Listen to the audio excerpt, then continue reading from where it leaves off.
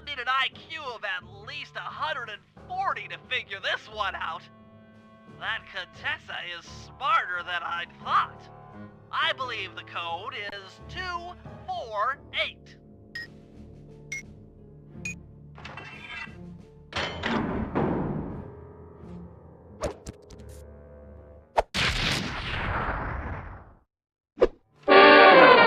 Toss move.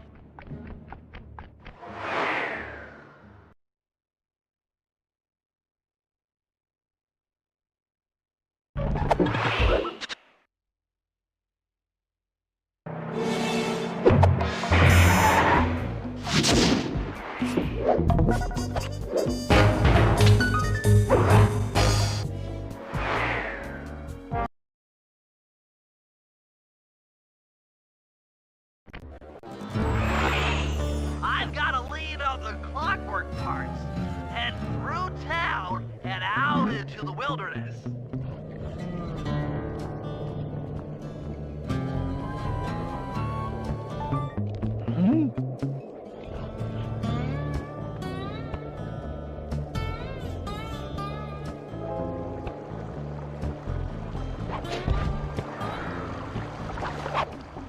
That cabin may seem rustic, but don't be fooled. It's the control center for Jean Bison's trade empire. Sneak inside and raid his files. You're sure to find out where he keeps his clockwork parts. Ransacking his files doesn't sound hard. Now, climbing up a sheer rock wall? That'll be a challenge. You're in luck. Before Jean Bison took over, this used to be a popular destination for rock climbers. Some of their old wall hooks are still around.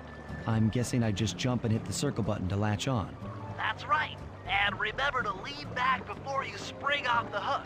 You'll get more altitude. Thanks for the tip. I'll give it a try.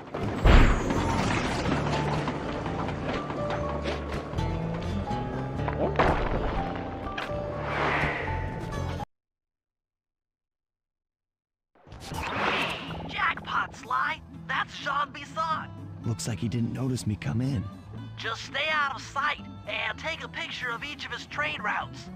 They should narrow our search for his share of the clockwork parts. All right, I'm on it. Hello, Arpeggio here. Salutations, Mr. Arpeggio. Y'all got time to shoot the breeze? Of course, for you, chum, always. Although must we communicate through that dreadful speakerphone? Yeah, I can think better while my legs move. Pumps blood to your brain. Yes, of course. One must keep blood in one's brain. But do tell, is there some pressing matter you'd like to discuss? First off, are you still a-coming on schedule to get that Northern Lights battery? Sly, did you hear that? Bison's hidden the Iron Horse blueprints in his trophy bag. Excellent! Now get out of that cabin before you're spotted. Yes, we're well underway. My blimp should arrive at the end of the week.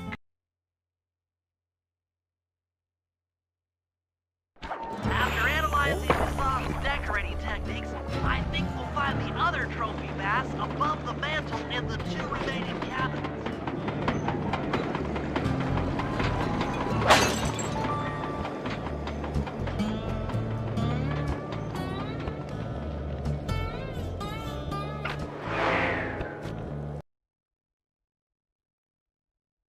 Yep, just like I thought. Get to the fish above the mantle and steal those blueprints.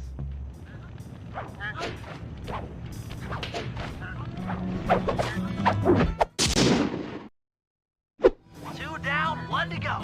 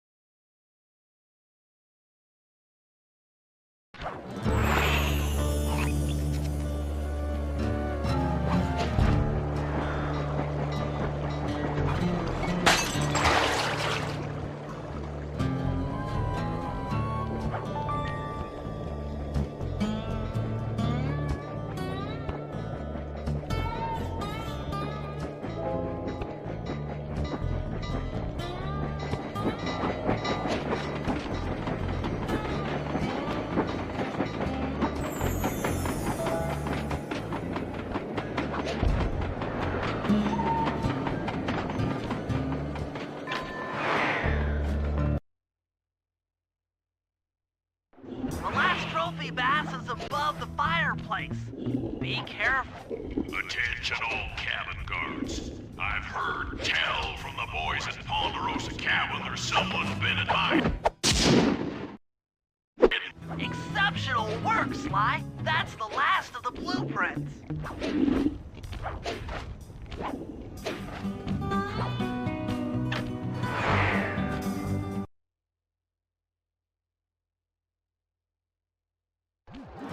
Armed with all 3 blueprints, we should be able to isolate and track the Iron Horse trains through that satellite dish. Top of the mountain, huh? Shouldn't take long.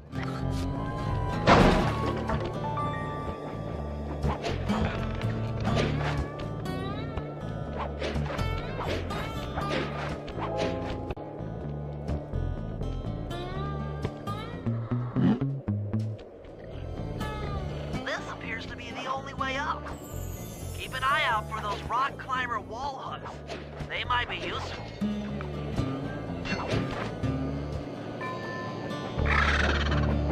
This is great! We've got total access to the train's GPS system. It's all on my computer. Head back to the safe house. I'll crunch some numbers and give you and Murray the rundown.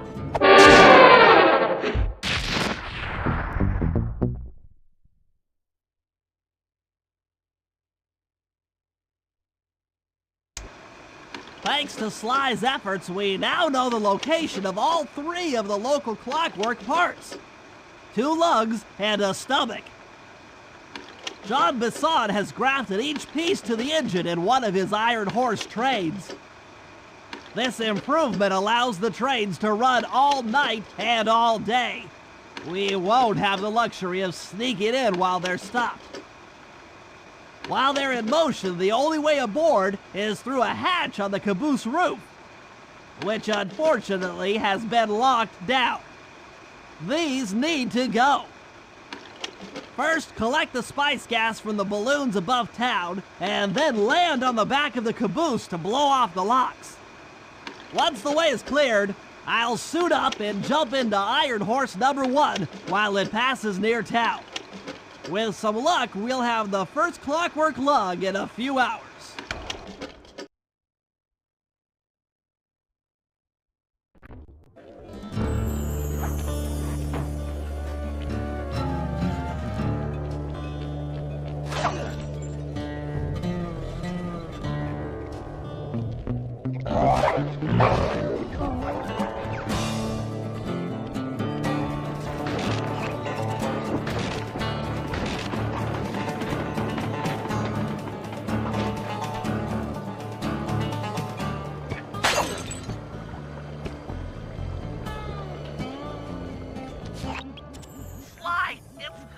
It's awful. I can't believe it.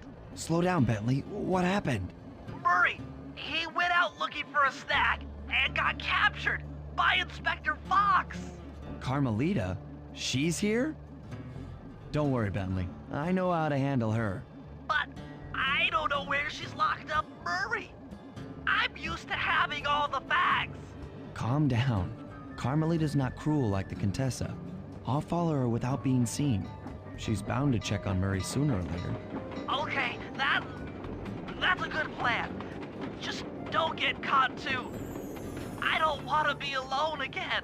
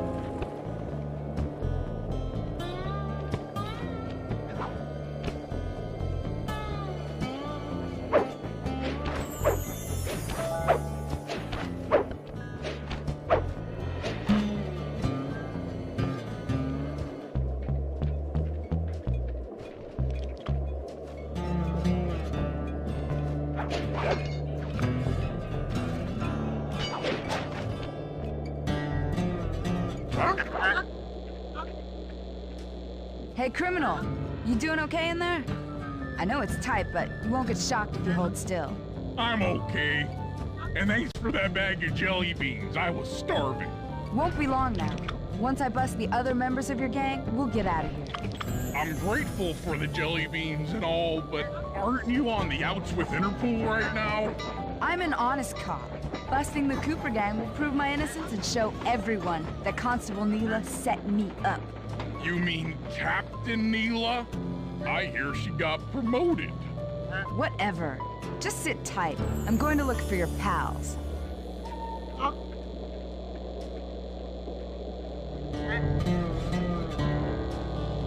Murray, I've come to break you out. Fat chance. This thing is triple padlocked and Inspector Fox is carrying all the keys. Come on, buddy. You know I'm an expert at pickpocketing. She's tough, Sly. If you manage to get a key, you'd better run for it. Carmelita's sure to notice and chase after you. Leave her to me.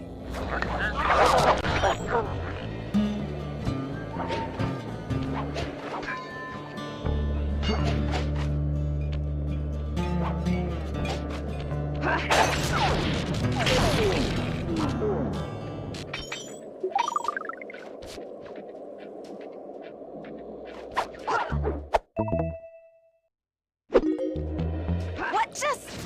Cooper?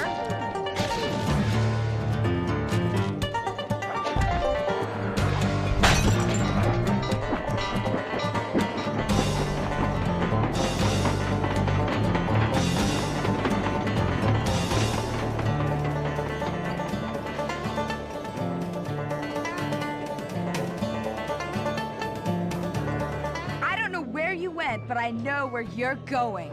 Jail.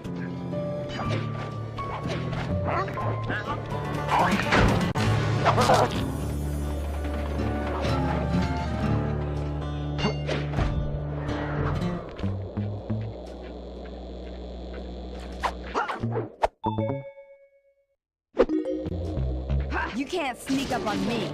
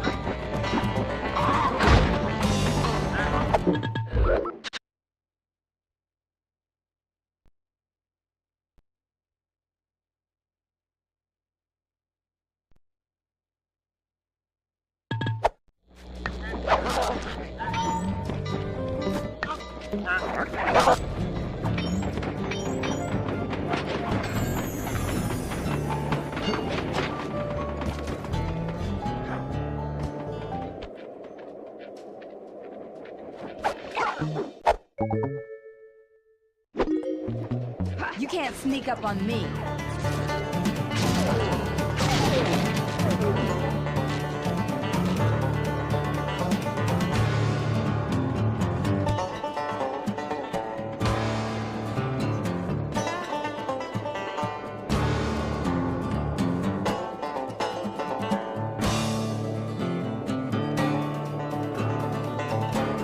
Hide and cower, worm.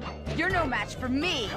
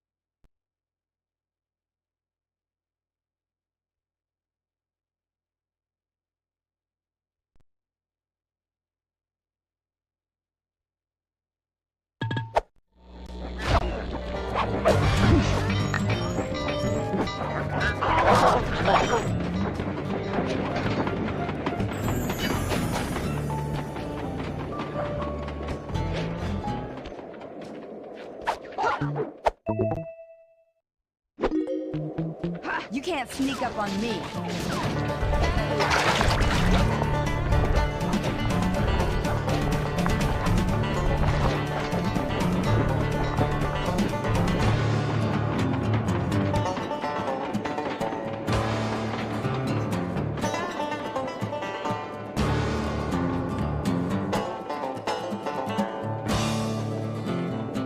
Hide and cower, worm. You're no match for me.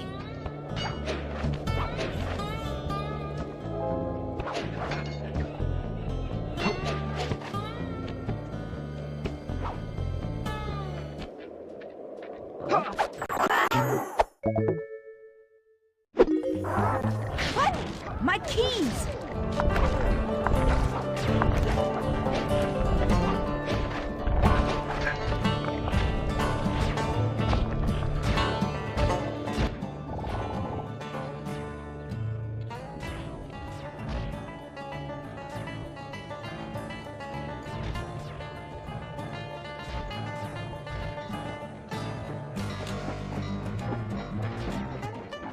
I'll find you. You know I will.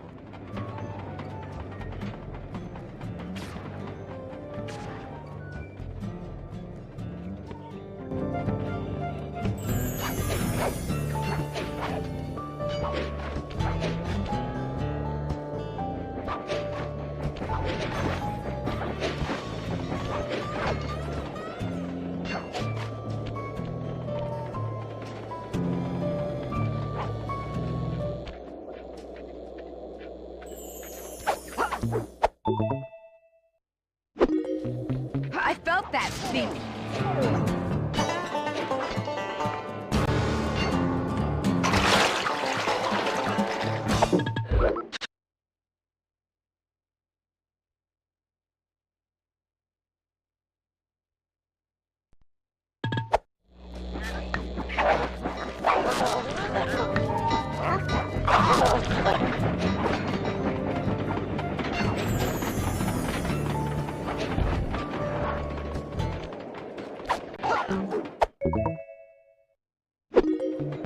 I felt that thing.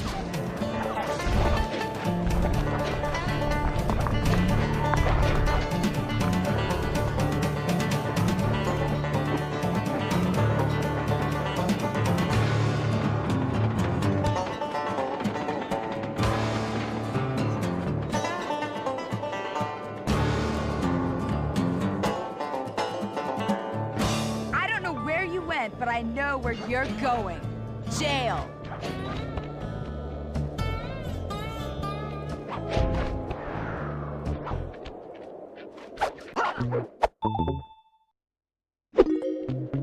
You can't sneak up on me.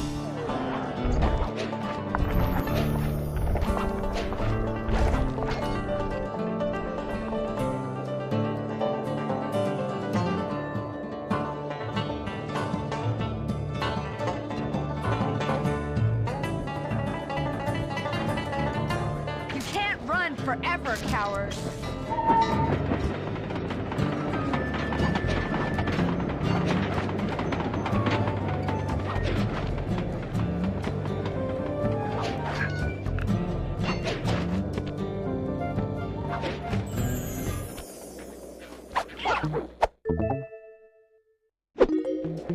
What was that?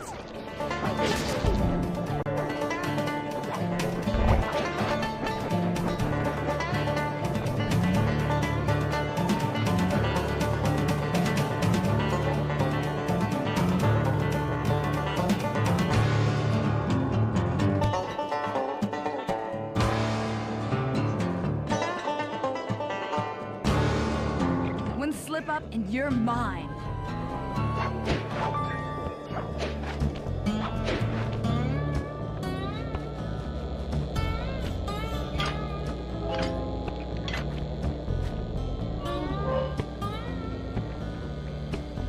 Thanks, pal. I was getting a Charlie horse standing in that box. My pleasure. You know how I love to mess around with Carmelita. Yeah, that's weird. See you back at the safe house.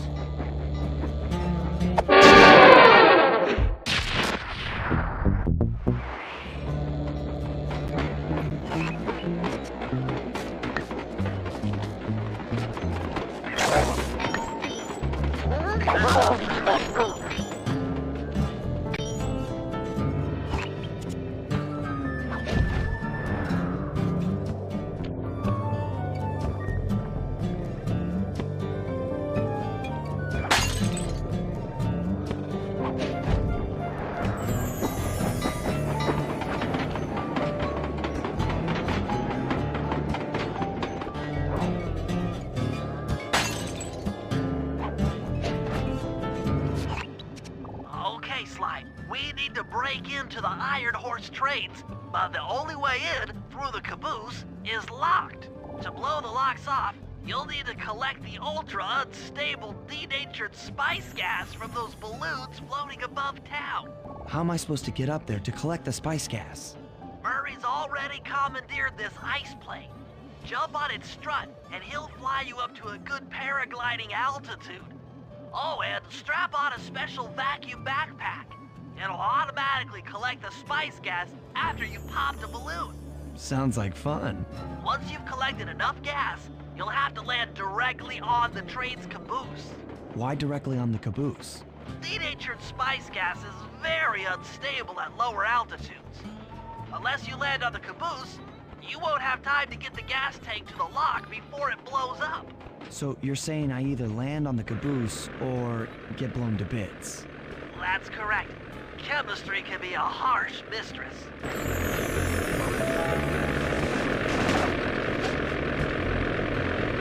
Hang on tight. We're going up.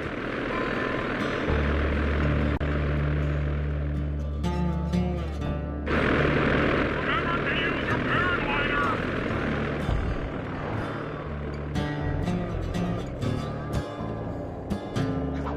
The spice gas is lighter than air. Popping balloons should keep you aloft.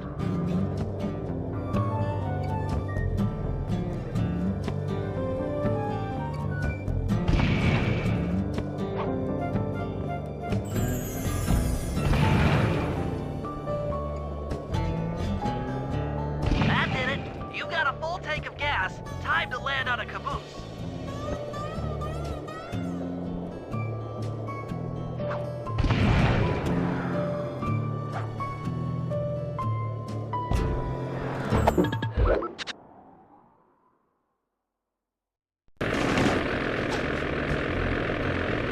Hang on tight.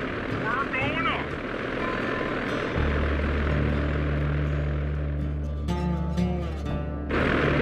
Remember to use your paraglider.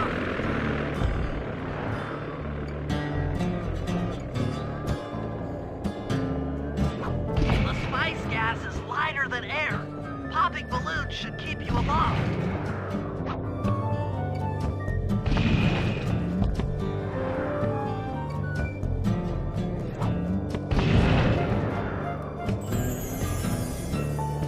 That did it. You got a full tank of gas. Time to land on a caboose.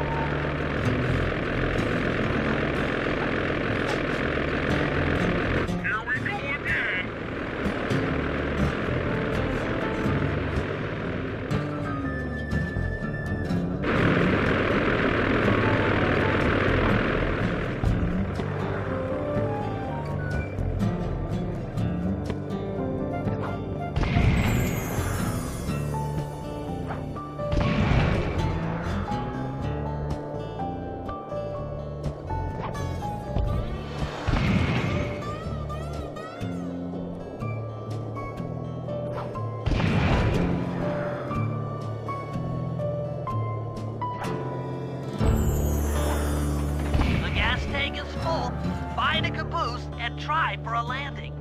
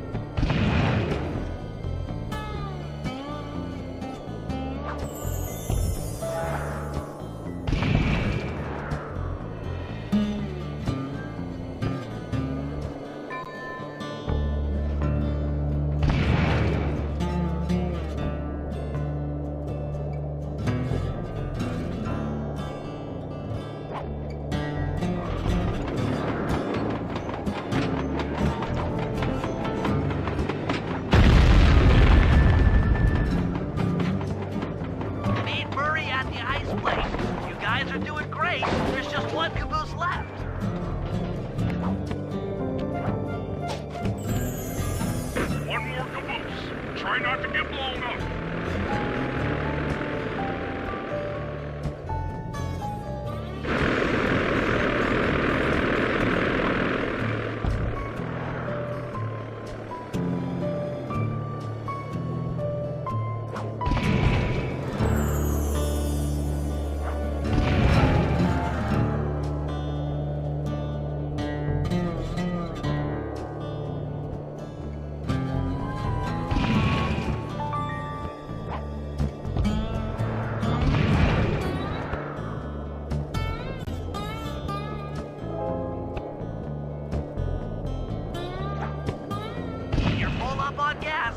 Target the last caboose.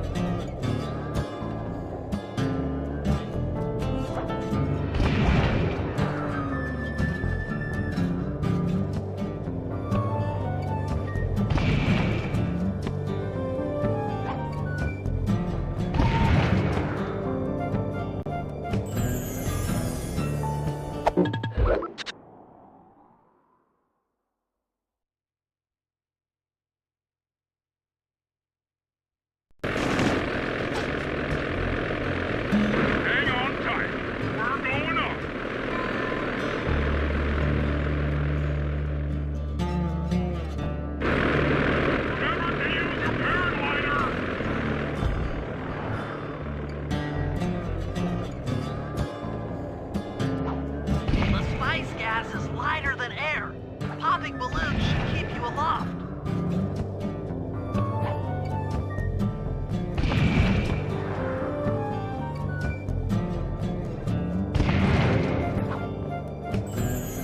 That did it.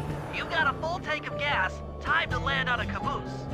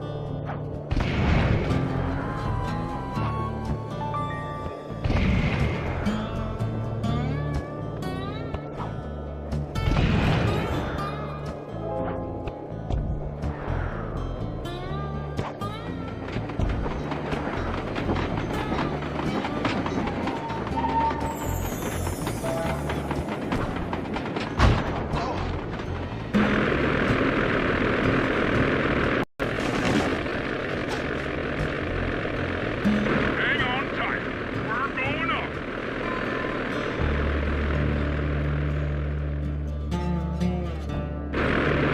Remember to use your paraglider.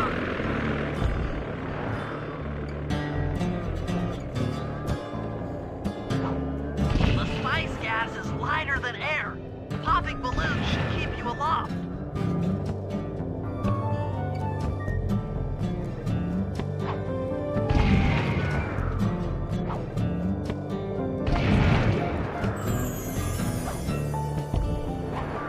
That did it. You got a full tank of gas. Time to land on a caboose.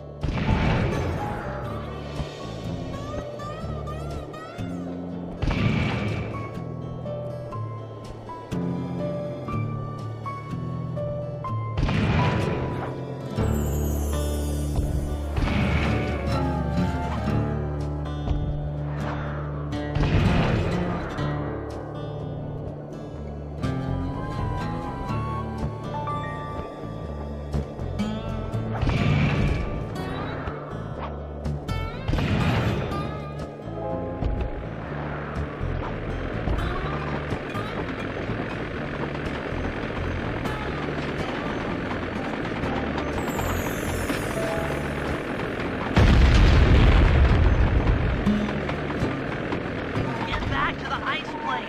2 more cabooses to blow open. Here we go again.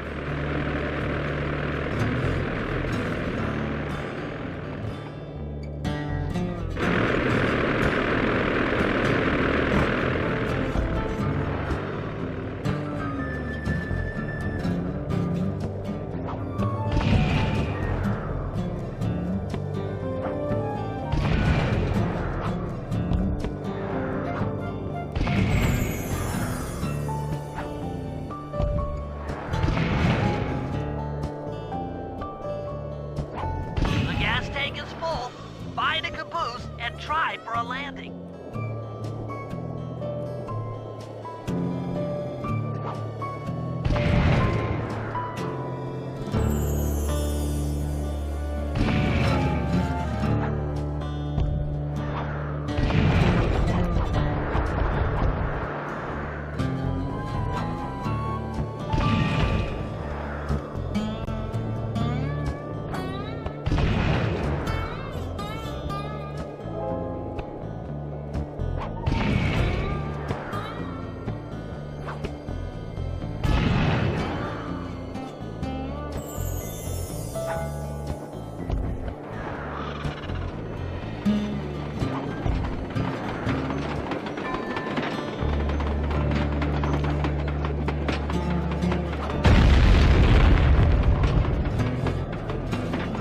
Meet Murray at the ice plane.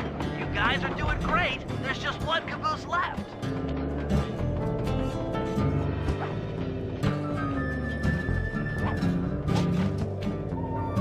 One more caboose. Try not to get blown up.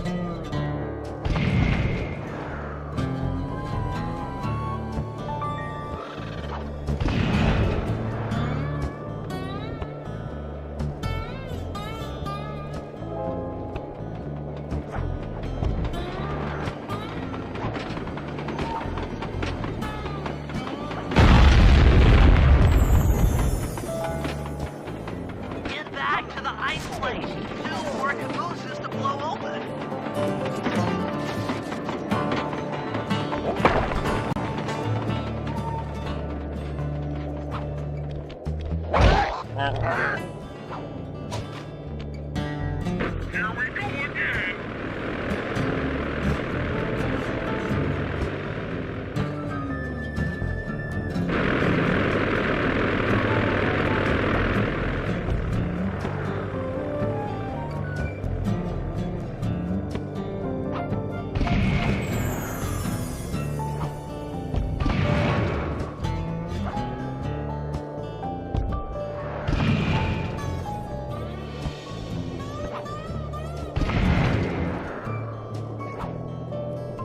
The gas tank is full. Find a caboose and try for a landing.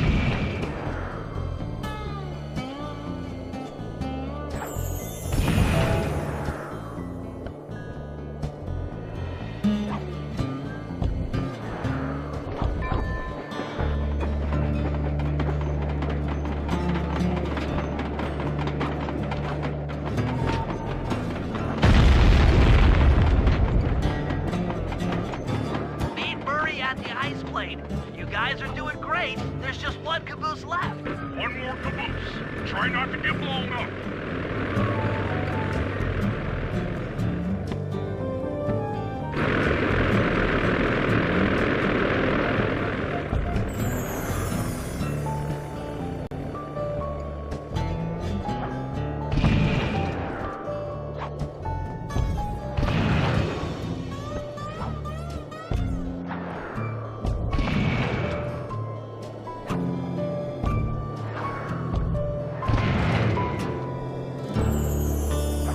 You're full up on gas.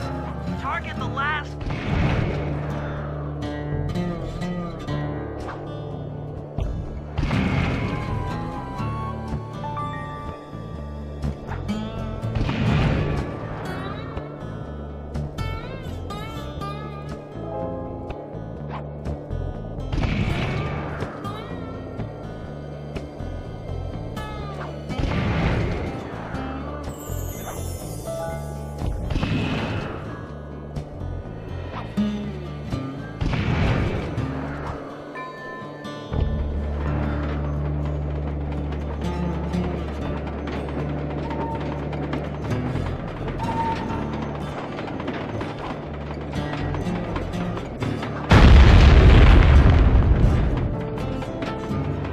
Yes, you guys did it!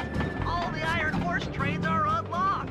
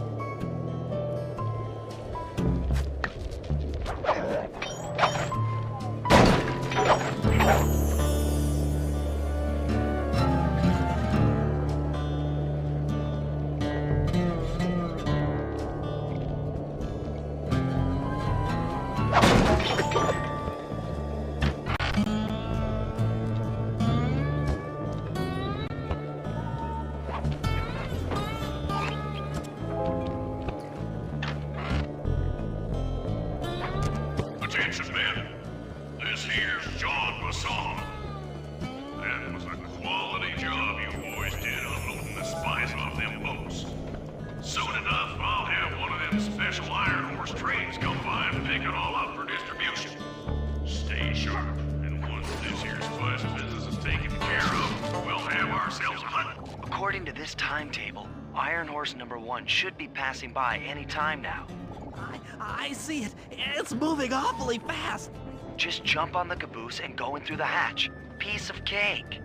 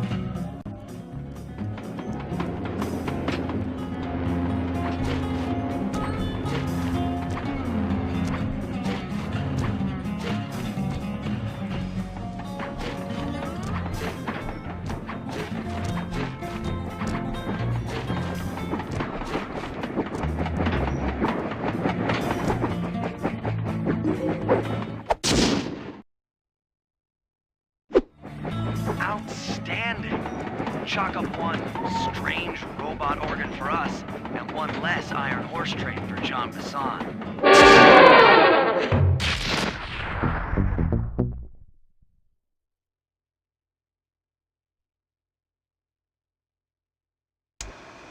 Things are going great. We've already stolen one of Jean Bisson's 3 clockwork parts. However, Iron Horse 2 and 3 are going to be a little tougher to crack. First, I'll need to hop aboard Iron Horse 2 and do a little preemptive RC chopper strike to clear out the air defenses. Once cleared, it'll be up to Sly to work his magic in the interior to get at that second clockwork lug. Murray, you'll need to trap some of the local bear cubs in order to unlock a nearby handcar. We're gonna need it to catch up with Iron Horse number 3. But don't worry, the cubs won't be hurt. Although I can't say the same for the guards.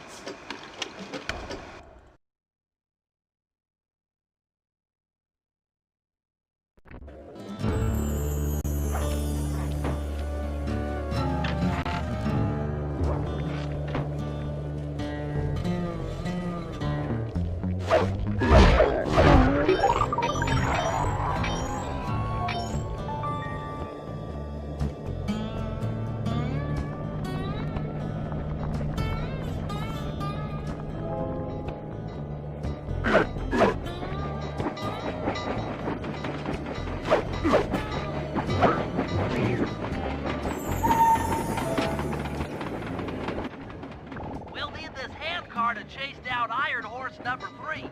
But for the time being, it's all fenced in. No problem. I'll tear that fence apart. The metal's too resilient for my bombs or your muscle.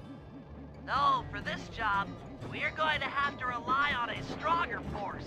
The love of a mother or her child. You got something to tell me? Yes, I've had the good fortune of locating 2 juvenile bear cubs.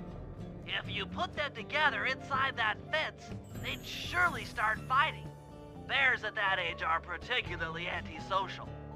Noise from the squabbles should bring their mother around to free the angry youths. I get ya. That big mama bear will be able to smash the fence no problem to free her cubs. That's correct. Beware, cubs, for you are hunted by the Murray.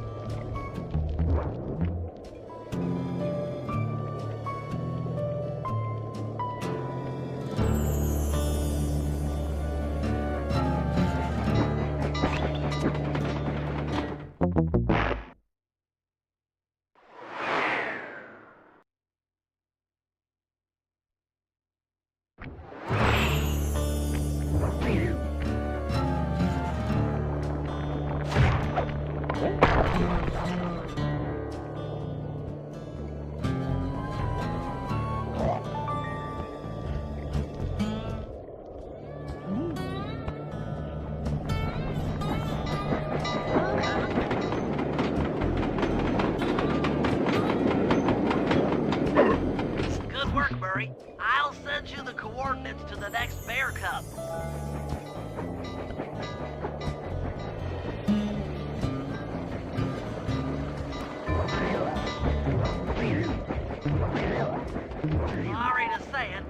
The other cub is somewhere in this bear cave. Be careful, Murray.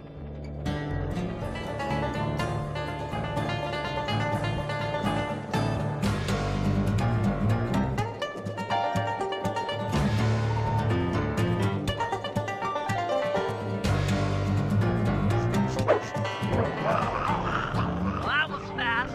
The mother is already on her way. That was beautiful. Just like a nature documentary, only more violent.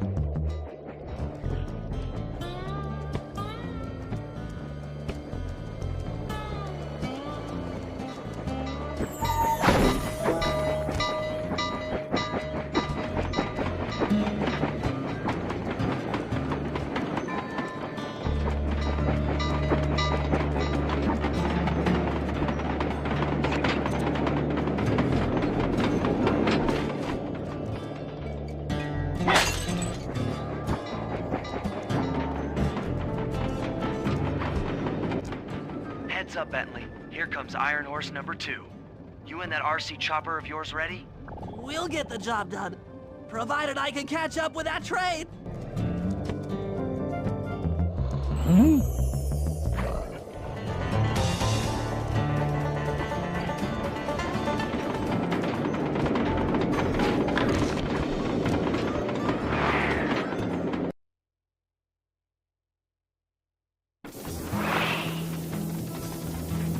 This had better work. Sly won't stand a chance making it through this train unless I neutralize the aerial defenses. Good thing I outfitted the RC chopper with a new cannon. Let's see. The X button drops bombs and the square button shoots forward.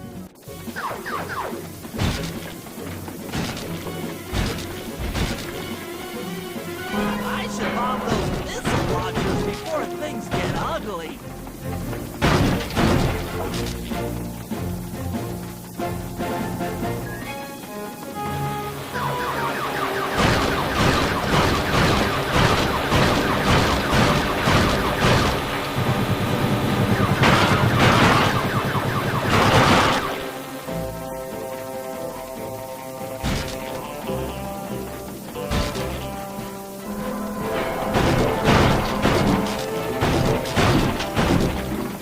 Damage alert, Chief, taking damage. Catastrophe! Dang it! Curses! Come on, baby, hold together.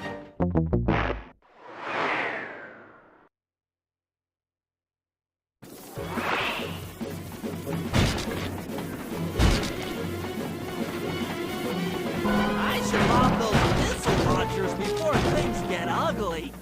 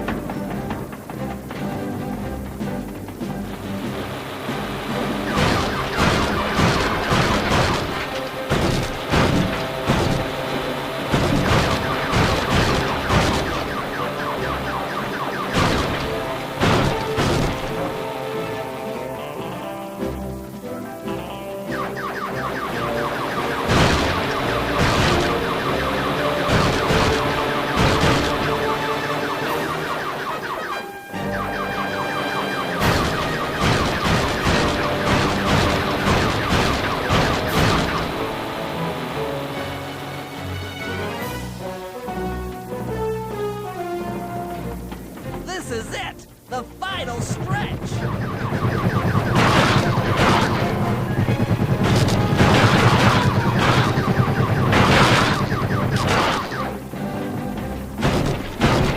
I'm so close! Bentley strikes again. Yes, the aerial defenses are down!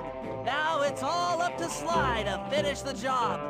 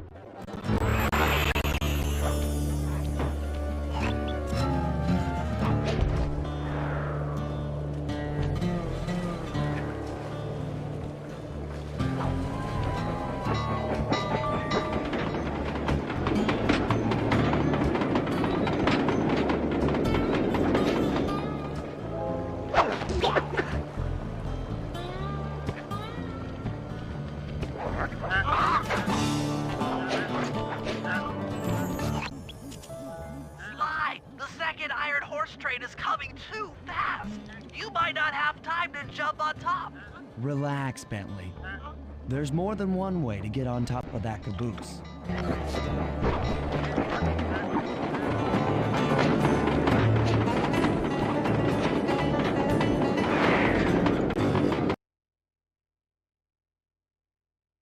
The other clockwork lug should be hooked into the engine's furnace. Sneak your way up there and grab it.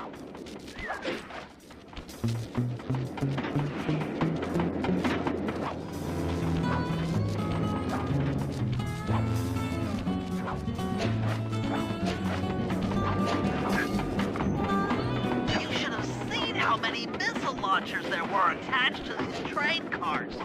I don't mind saying that it took some real finesse on my part to deal with the defenses.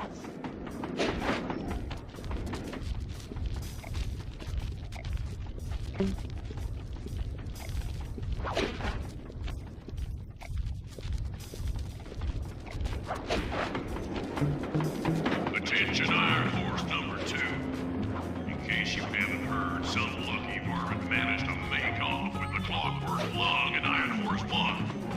All the guards on duty have been punished according to the lumberjack code. Don't let the same thing happen to you all. You boys have done some real good work lately, and I'd hate to have to put you out on disability. That's it. Keep your axes sharp.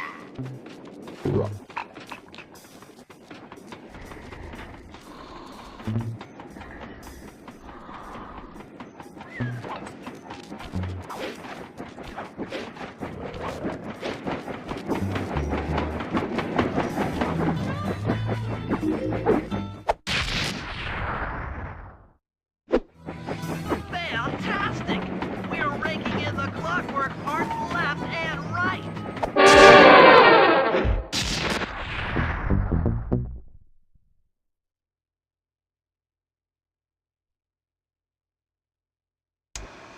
Okay, guys, this is it. Time to break into Iron Horse number 3 and carry away the clockwork stomach. Now, the train's moving too fast to jump onto here in town, so we'll have to catch up with it on Murray's new handcar. Once we're in position, Sly'll hop aboard and make his way up to the engine. While he travels through the interior, I'll provide air support with my RC chopper. I've planned this as a textbook train robbery. If we all do our jobs right, what could possibly go wrong?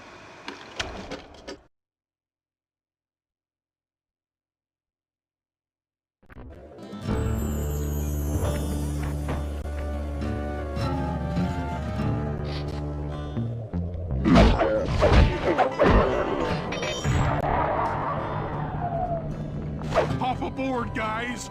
We've got a train to catch.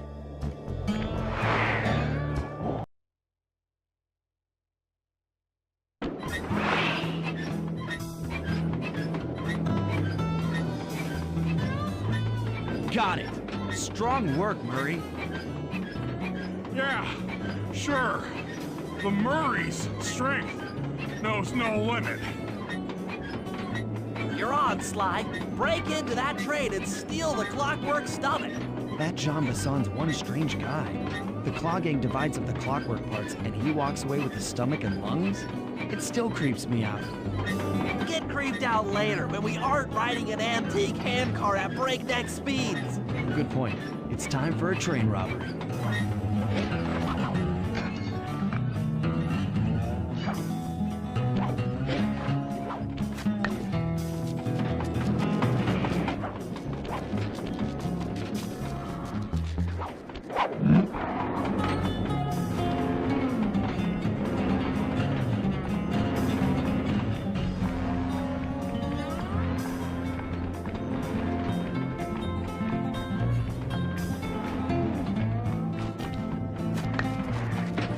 Ain't nobody getting past me. That there clockwork stomach is as safe as a snowman in winter. I'd like to meet the varmint that's been looting my Iron Horse trains. By Jiminy, I get hot neath the collar just thinking about how I'd cut that boy down. I'd kill him like a spotted owl. I sure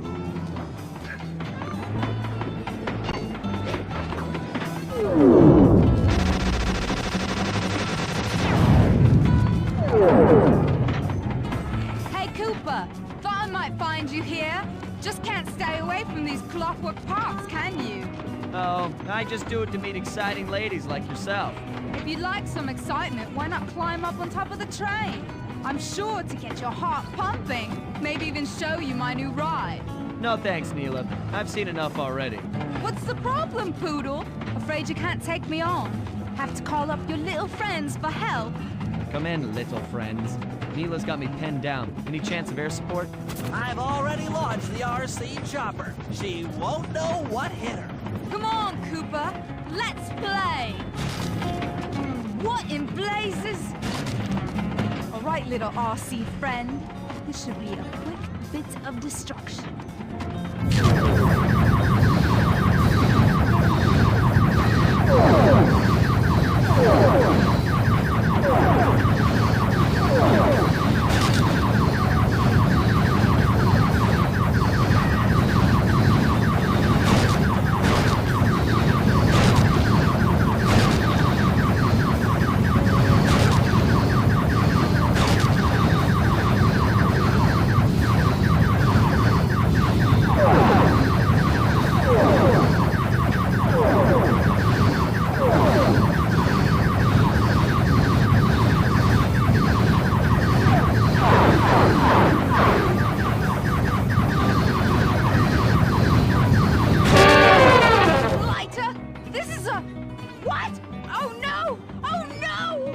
That was some fancy flying, little friend.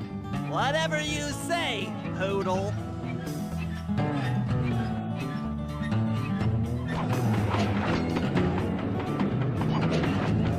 Hey, Sly, get to that clockwork stomach fast. This old handcart is starting to fall apart.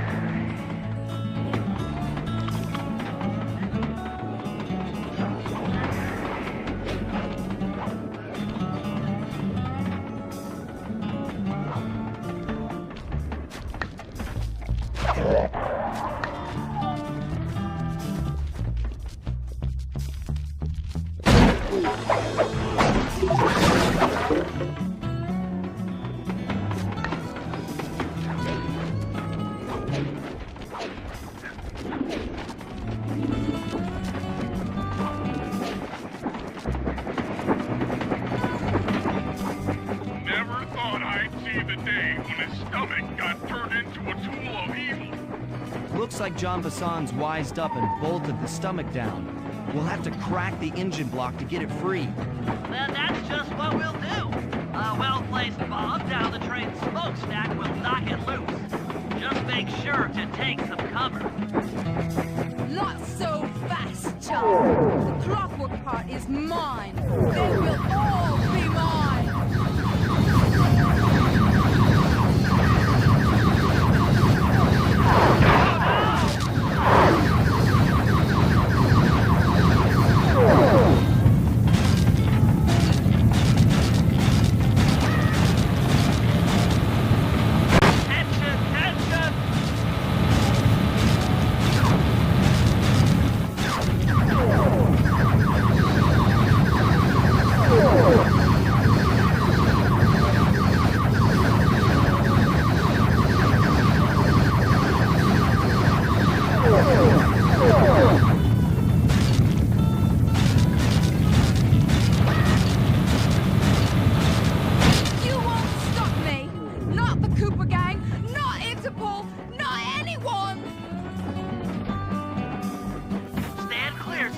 This might be messy.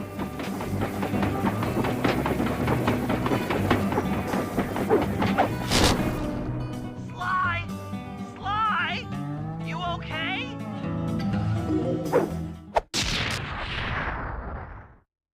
I've got an upset stomach on my hands, but other than that, I feel great.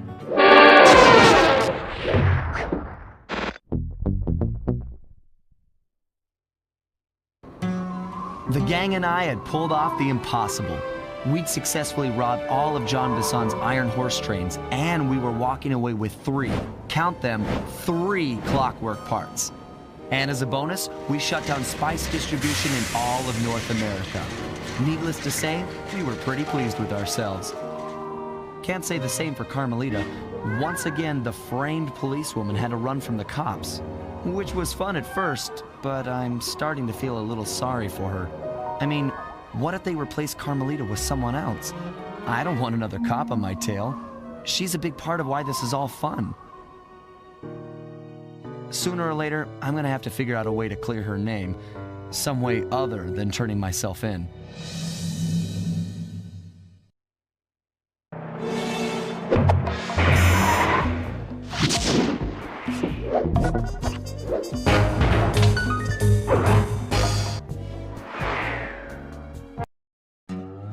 Things just weren't right up in Canada. Random acts of violence were popping up like weeds, and the Northern Lights, well, they just weren't right. One night they'd be brighter than ever, and the next, gone. In Nunavut Bay, I overheard talk between Jean Bisson and his mysterious partner Arpeggio. Somehow, those two are behind it all. Tracking the source of the disturbance was easy. By simply following the lights, we were led north to an immense lumber camp. The sheer number of fallen trees advertised Jean Bisson's presence and that he was in possession of the clockwork talons. The Thievius Raccoonus makes numerous references to the talons slicing through plates of steel. A skilled lumberjack like Bisson could clear a forest in hours while wielding the artifacts. Those talons have got to go, both to finally do away with clockwork and to save the environment from his twisted sense of progress. The world just doesn't need to make space for another strip mall.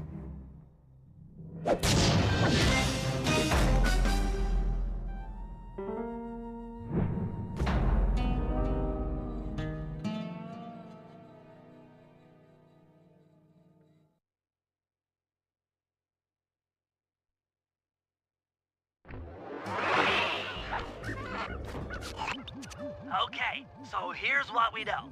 1, Arpeggio's blip is on its way to pick up a battery from Jean Bisson.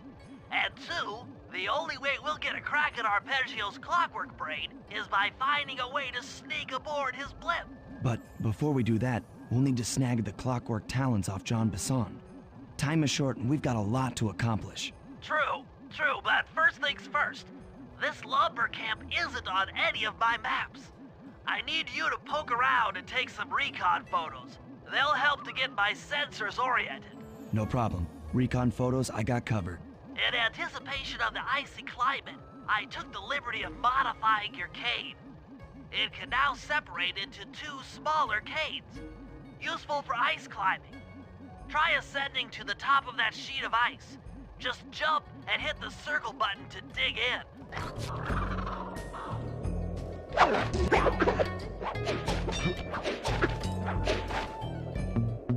It's good to see my Cade upgrade perform so well in the field.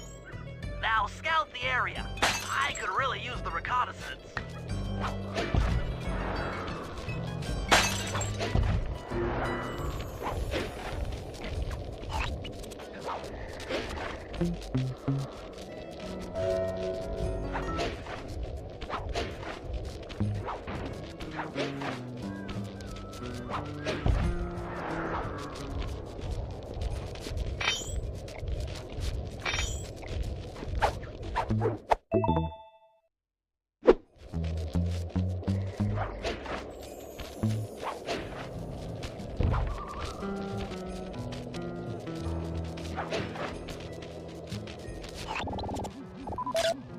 This place is bear country, all right. Interesting. He's putting out a slight radio signature.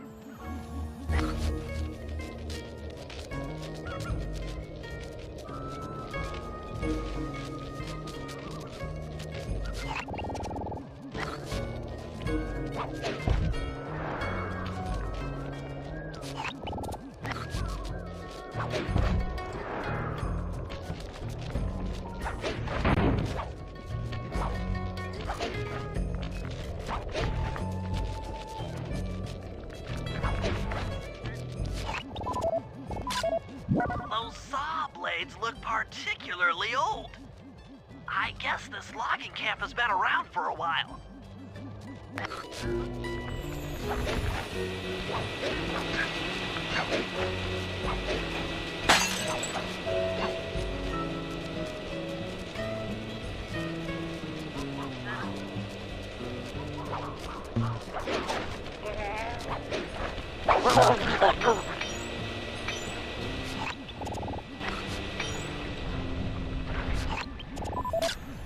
John Bison's house. The lair of the beast.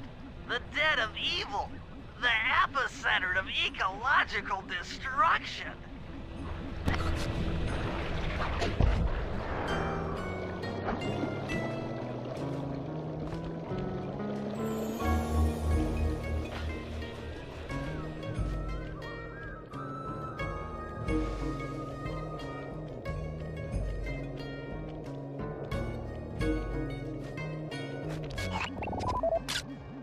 Fascinating. My sensors detect a Wi-Fi link to that boat. It must be piloted by computer. Okay, that should do it. Now for the real point of interest. Head for that lighthouse and try to find a way to sneak in.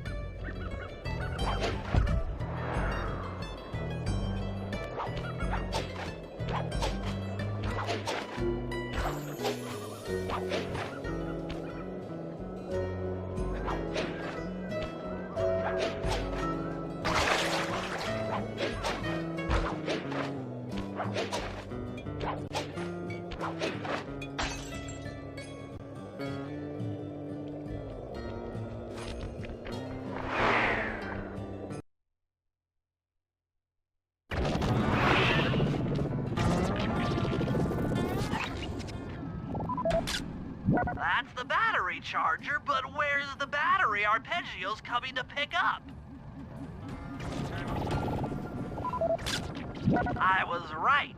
The entrance is barred from the inside. Just looking at that spinner makes me dizzy. Might as well get a shot of old Jean Bison. Oh, Sly, listen in. He's mumbling to himself. Come on, Jean. You got it in you. Those lumberjack games need some more competition, eh? What would attract the participants? Bullseye! I'll post the clockwork talons as a trophy. That should bring in the competition. Although, who am I kidding, eh? I'm gonna win just like every other year. Oh, it's tough being this tough. It sure is, yeah. Head back to the safe house. We need to talk about these lumberjack games.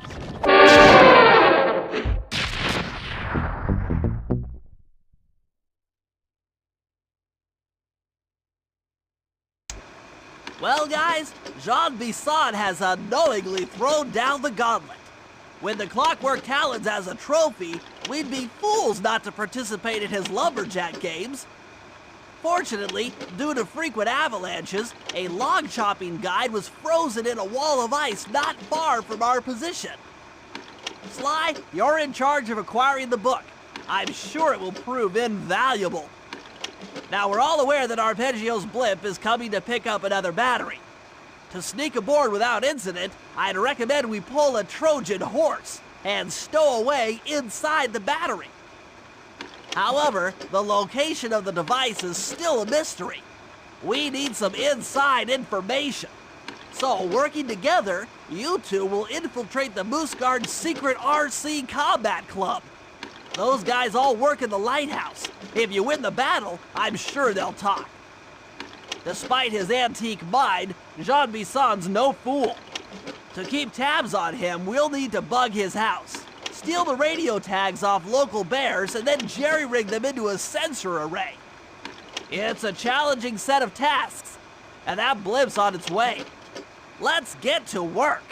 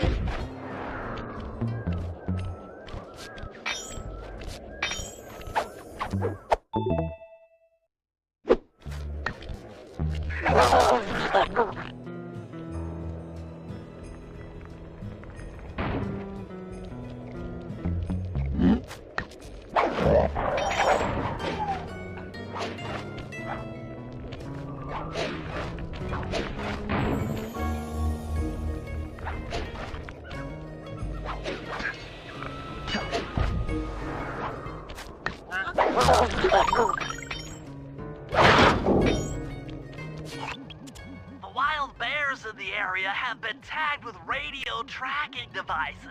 If you can snag enough of them, we should be able to set up a receiver array around Jean Bisson's house. I'm always up for bugging someone's home. The first step is crawling into that bear cave and stealing the goods. I'm on it.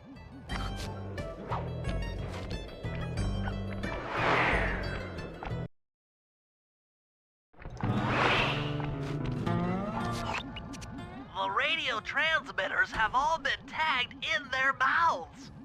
You'll have to sneak up and pickpocket it while they're yawning. Sounds safe. Stay clear of the thin, crackly ice. Walking on it is sure to wake the bears. I'll keep that in mind.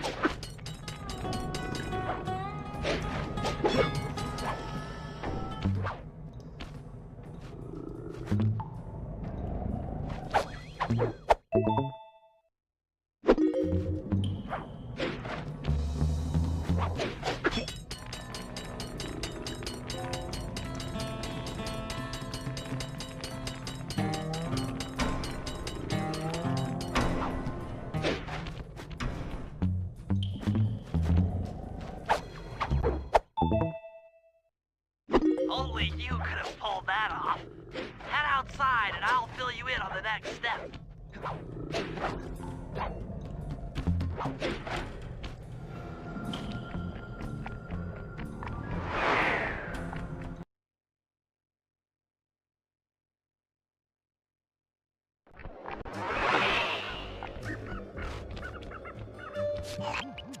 To form form a receiver array, you'll have to place the radio transmitters in precise locations around Jean Bisson's base of operations.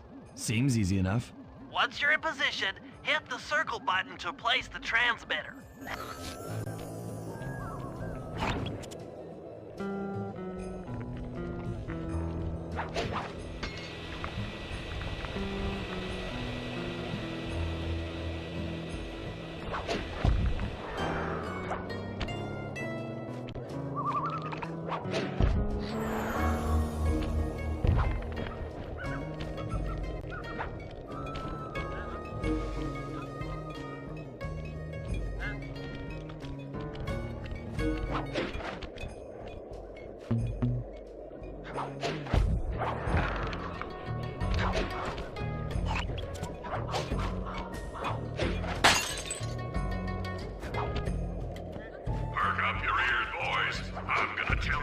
Tally for last month.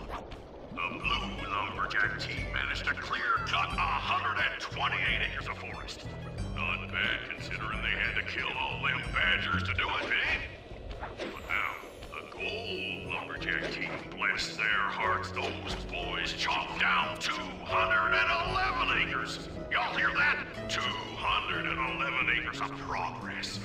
Almost brings a tear to my eye when I think about how much wilderness y'all have tamed.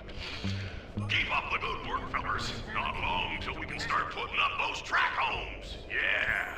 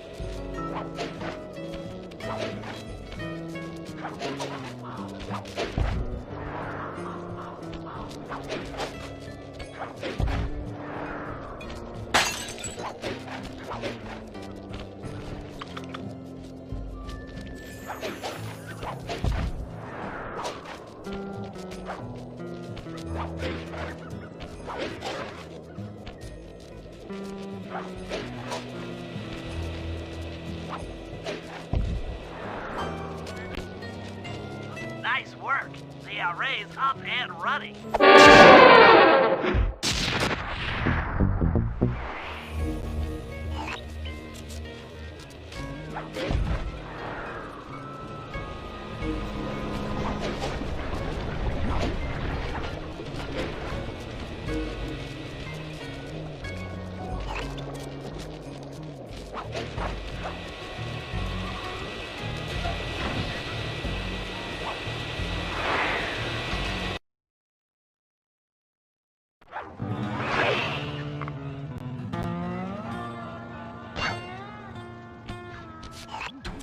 Sly, I've detected what appears to be an ancient guide to log chopping that might be useful for the lumberjack games.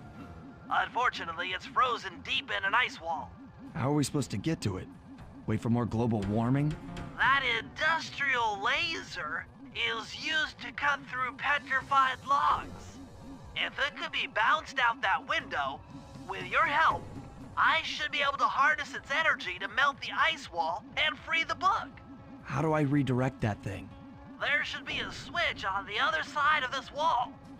Throw it and then head outside.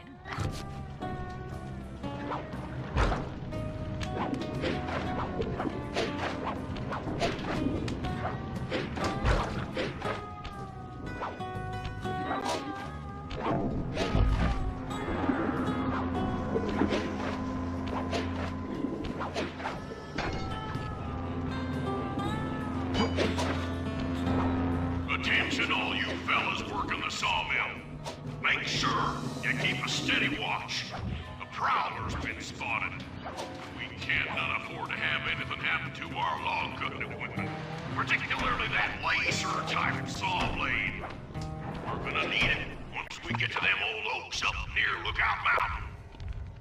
But hey, you know, you should still enjoy yourselves, eh? I mean, how many people get... You've done it! The laser's been redirected out the window.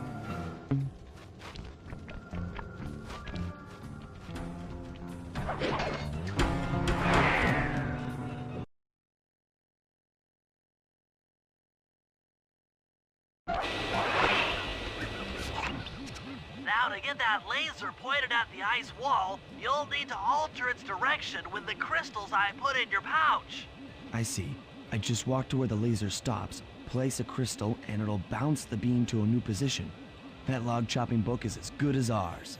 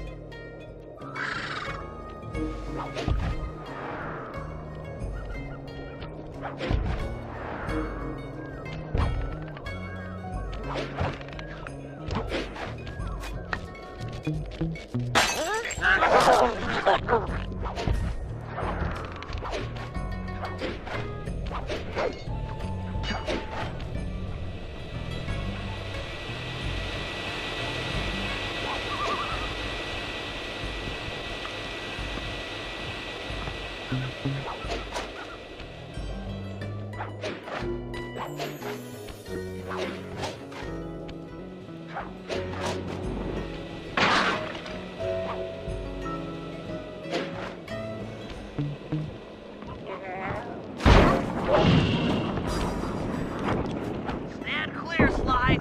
Something else is coming out of the deep freeze. I've never seen such a majestic creature. So full of life, so ready to live. So much for that. He's back in the deep freeze. Cheer up, pal. We got the log chopping guide.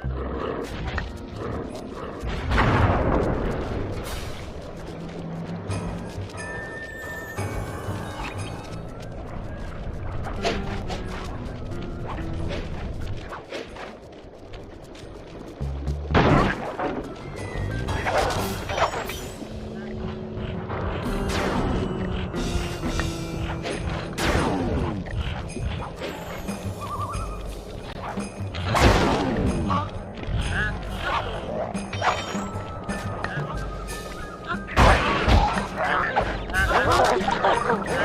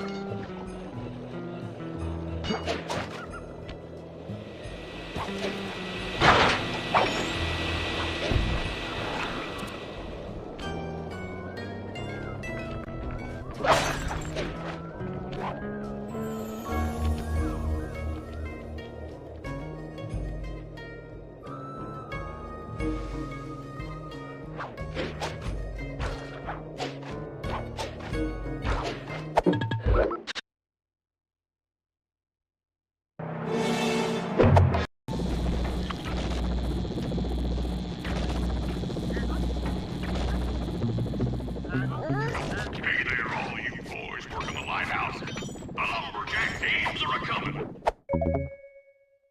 Make sure to practice up on your log chopping, ice wall climbing, and log rolling. This is a great event to honor those pioneer lumberjacks who paved the way. Without them, we wouldn't have the wholesale clear-cutting techniques we enjoy today. That's it. Keep your axes sharp.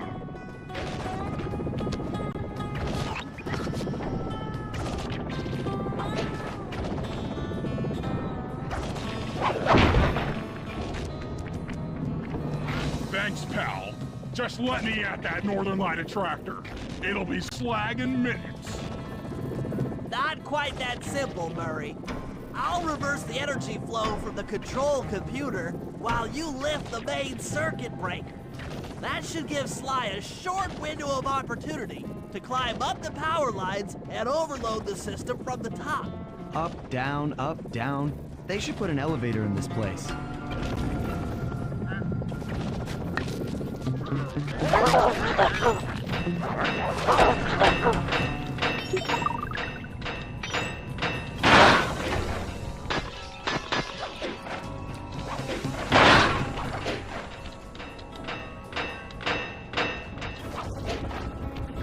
Get climbing, Sly. We can't keep this thing reversed forever. Yeah, this is heavier than it looks.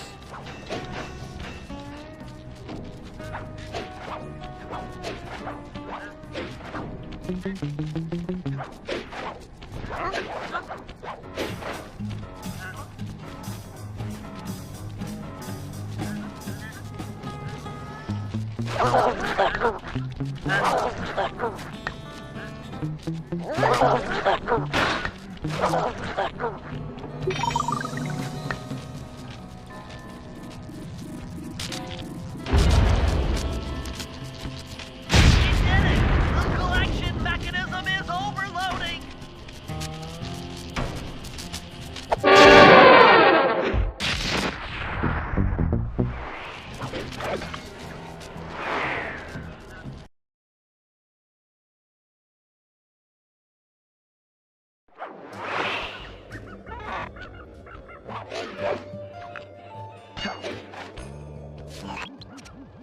to overcome Jean Bisson in the lumberjack games, we'll need to enlist the help of the giant Canadian eagles. Their nest is out on that iceberg. Steal one of the eggs, and then bring it safely back to the safe house. We'll use it to direct the eagle's protective instincts against Bisson. Sure, sounds easy enough. Except for the part where I have to swim a half a mile through freezing water. Why swim when you can paraglide? With the oil mains all destroyed, the pent-up combustible materials have just caught fire. I see. The updraft created by the flame should give me some extra altitude. Just make sure to stay out of the fire. Get too close and old Grizzleface will be eating barbecued raccoon for dinner. That's a charming image, Bentley.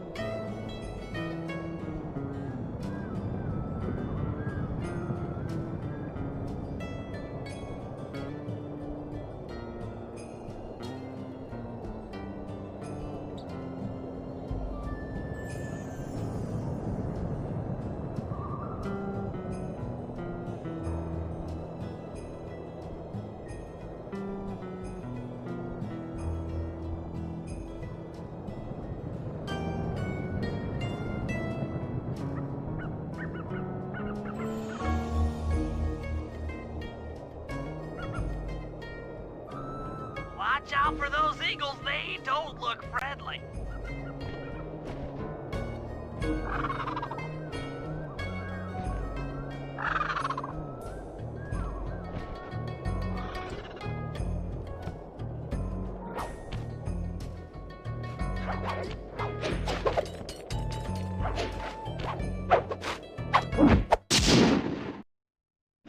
Excellent job. If you could get that eagle egg back to the safe house, we'll be all set for the lumberjack games.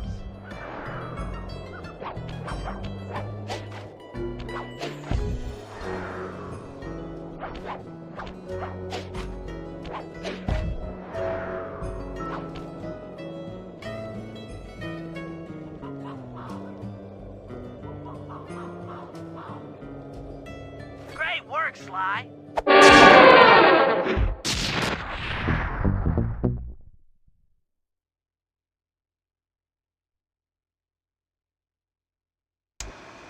The lumberjack games are upon us.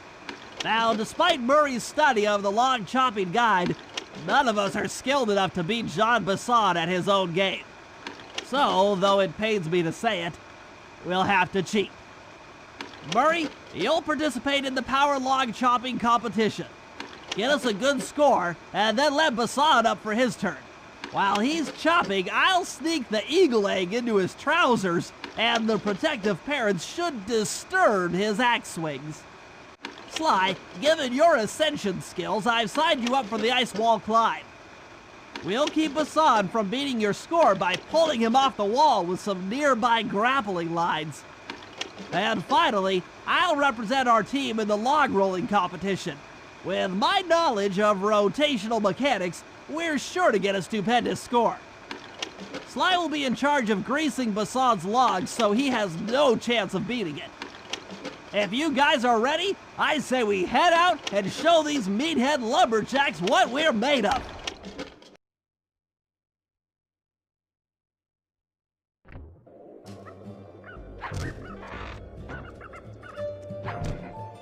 Okay, guys, let's head down there and win those talons from Jean Bisson. Sly, try to keep a low profile when we get close. We don't want him to recognize you.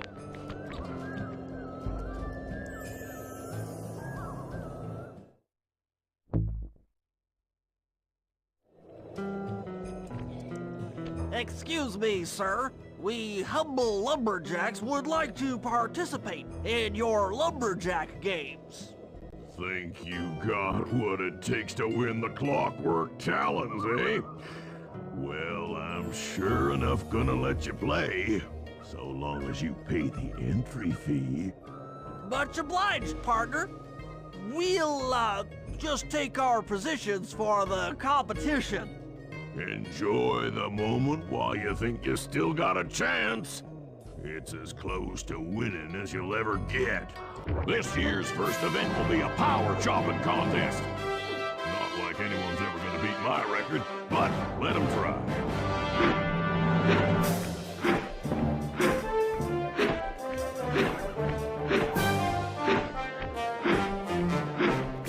Not bad, Hippo. But watch and learn as I destroy that log without even breaking a sweat.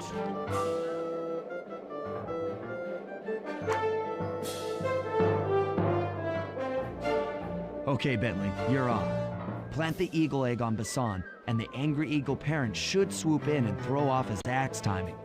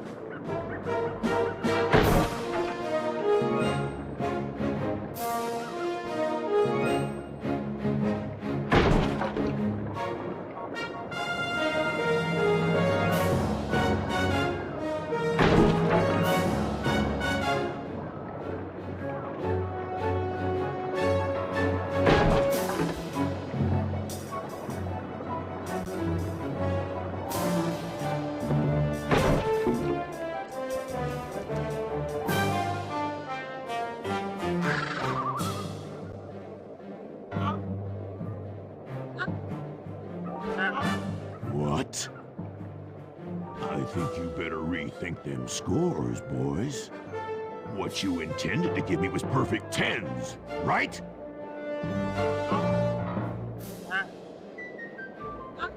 So your pink friend knows how to handle an axe.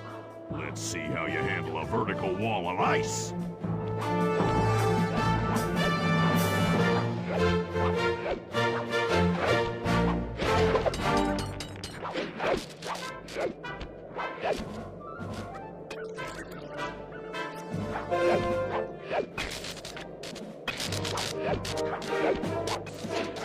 Pretty good for a scrawny raccoon. Now, watch and learn as I demonstrate the art of power climbing. Hurry! Use those grapples to hook onto Bison. You will need to hook him with all 3 lines to pull him off the wall.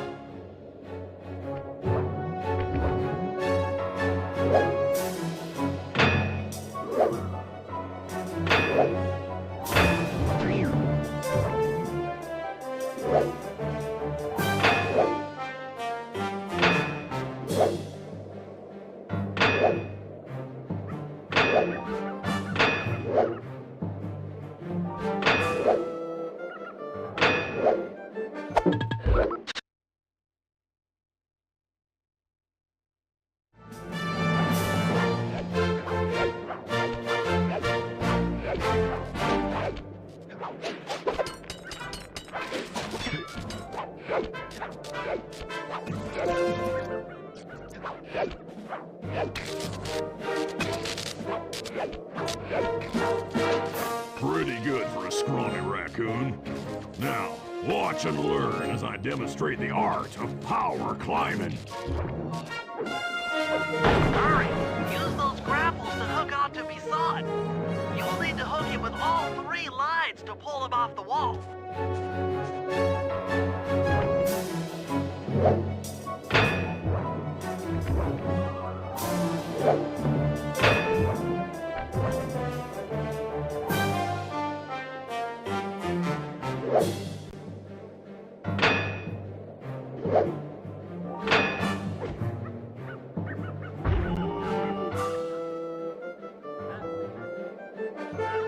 It seems you have pulled the wrong cards again. Did I ever tell any of you the story about the judge from last year's competition who mistakenly gave me a score other than 10?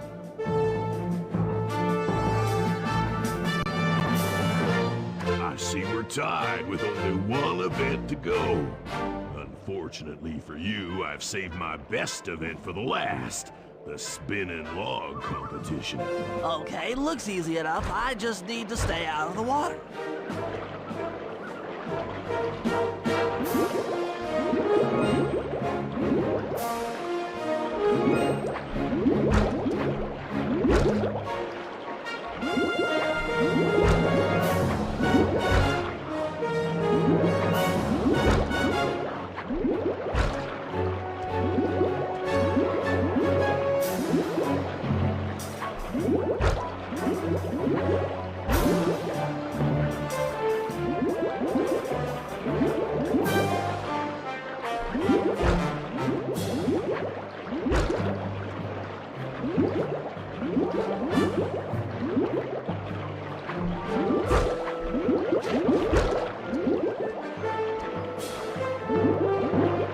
You're one lucky turtle, I'll give you that.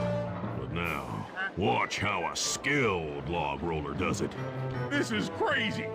John Bisson's got those judges so intimidated, there's no way he can lose. You're right, Murray. Those guys need to go.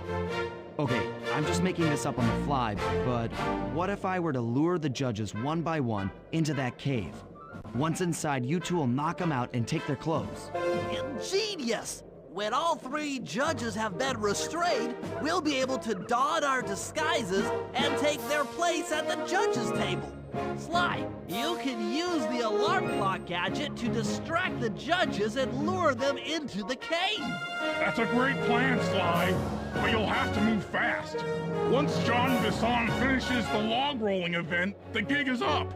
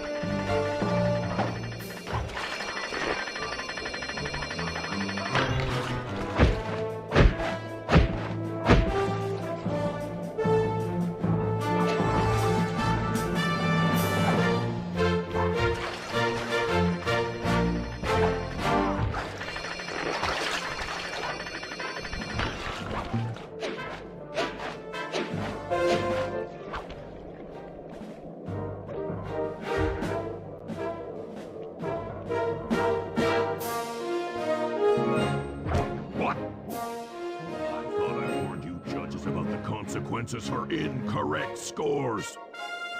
Wait a second. You aren't the judges I hired. It's the scrawny raccoon and his annoying friends.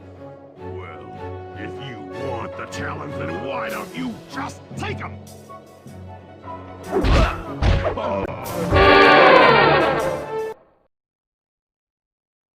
Oh, my aching head. Those talons really pack a punch. Sly! Murray! Wake up! Yeah, I'm awake, but not so loud. I have a splitting headache. Where are we? What's going on? This looks like the sawmill control room. Bisson must have thrown us in here for interrogation later. I, for one, would like to escape before he returns. It looks like we're pretty well sealed in here. Unless... Unless what? Unless you can fit through that hole. I think I could squeeze through there. I'll drop down and try to free you guys from the outside. If there's any trouble, I'll call with this walkie-talkie. You might be able to help me with these sawmill controls. While you guys do that, I'll try prying open that steel door. Given enough time, I might be able to make some progress. Sounds like a plan. Good luck, Bentley. And remember to shout if I can help you from up here.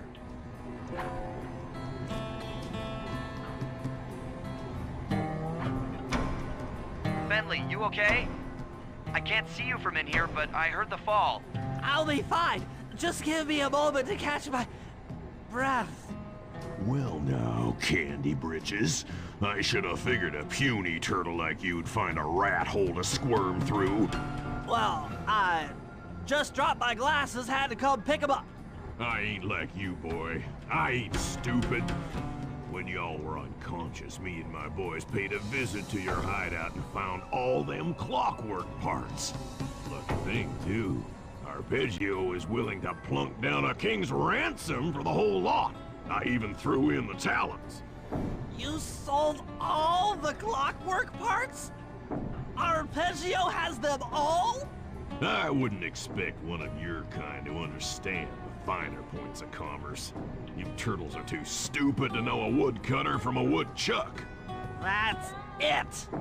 Time I showed you just how stupid we turtles really are. Sly, on my command. I hear you. Prepare yourself, Bisson. En garde. Okay, Walnut. Get ready for a smushin'. Call out which lever I should... Blades! There you go. Blades! Blades! On it. Blades! Blades! Come on in here, boys. Let's get this varmint. Saw blades! Bam! Fire up! Yep. Fire! Logs! All right. Sizzle his gizzle! 10-4. Saws? Uh-huh. Log Okay. Logs away! How's that? Rubble! Uh-huh. Eat dynamite, turtle. Saws! Saws! Yep. Cook 'em! All right.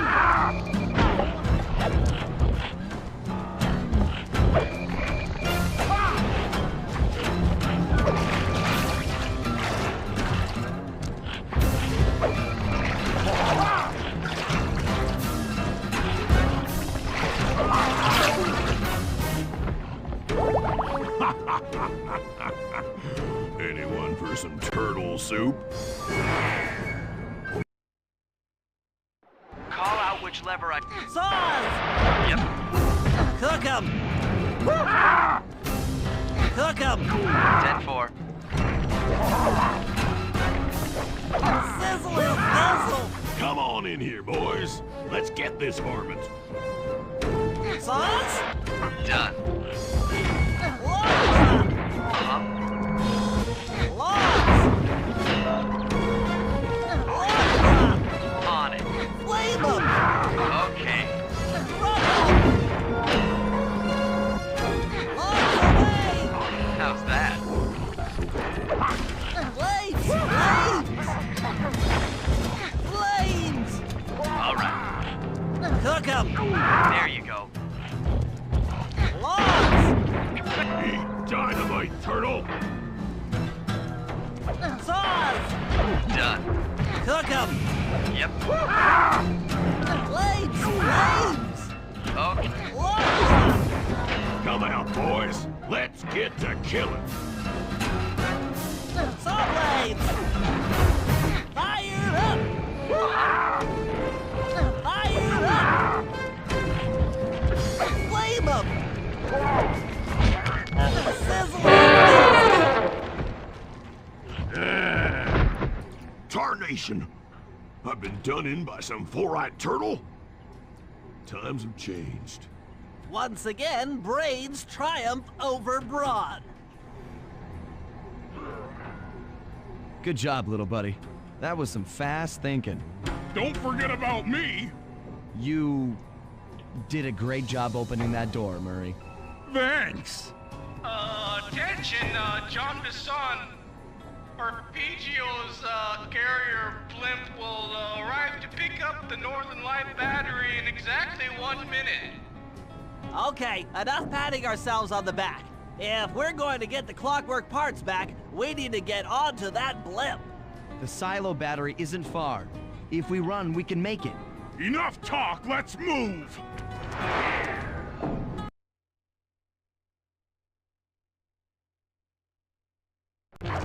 Shake a leg. That blimp's on its way.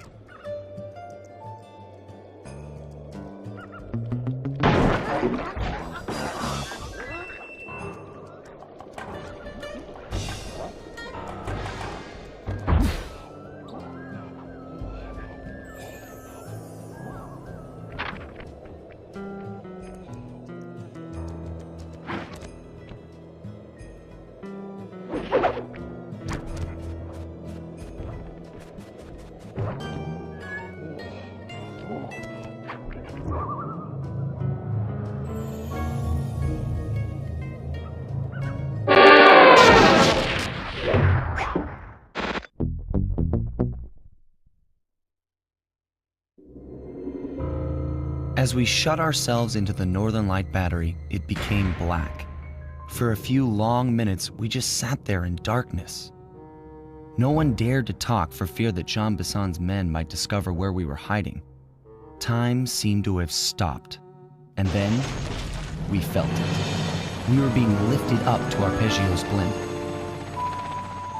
It was all so strange. The focus of all our schemes had been stolen from us. Our clockwork parts were gone. Looking around the inside of the battery, I knew we all felt it. Failure. I was twitchy and ready for action. Any action. Bentley tried to make some sense of the situation by drawing up meaningless plans.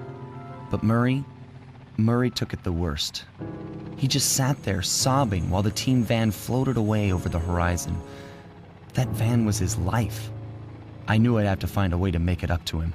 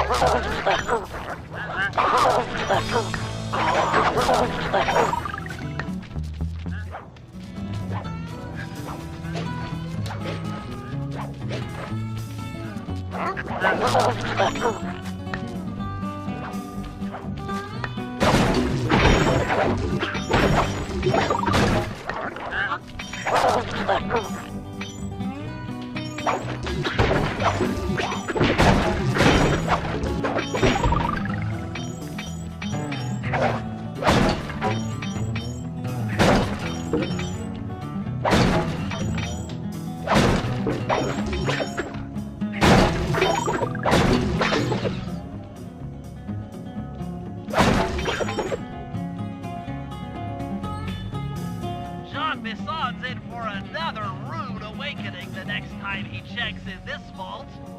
The code should be 129.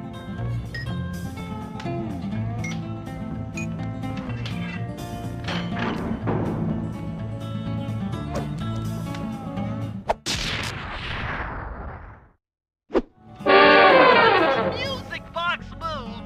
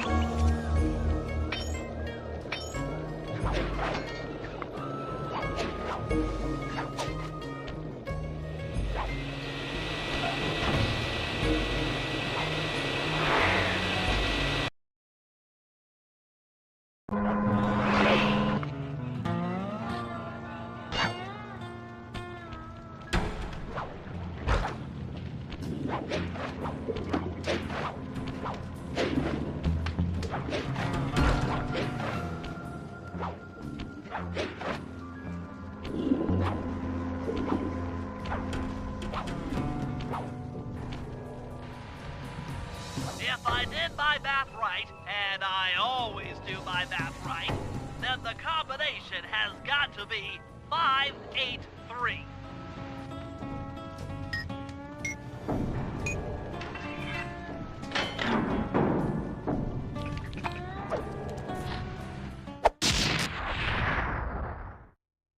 That's a nice one.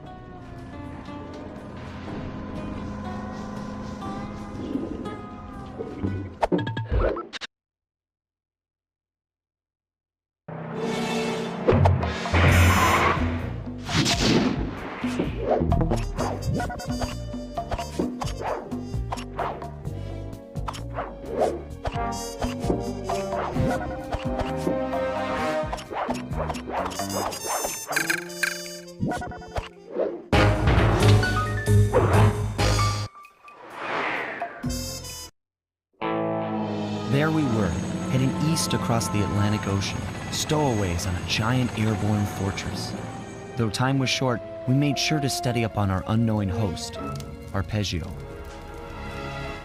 While attending a prestigious boarding school, the young Arpeggio excelled in all subjects, but he never managed to keep up with the other boys physically.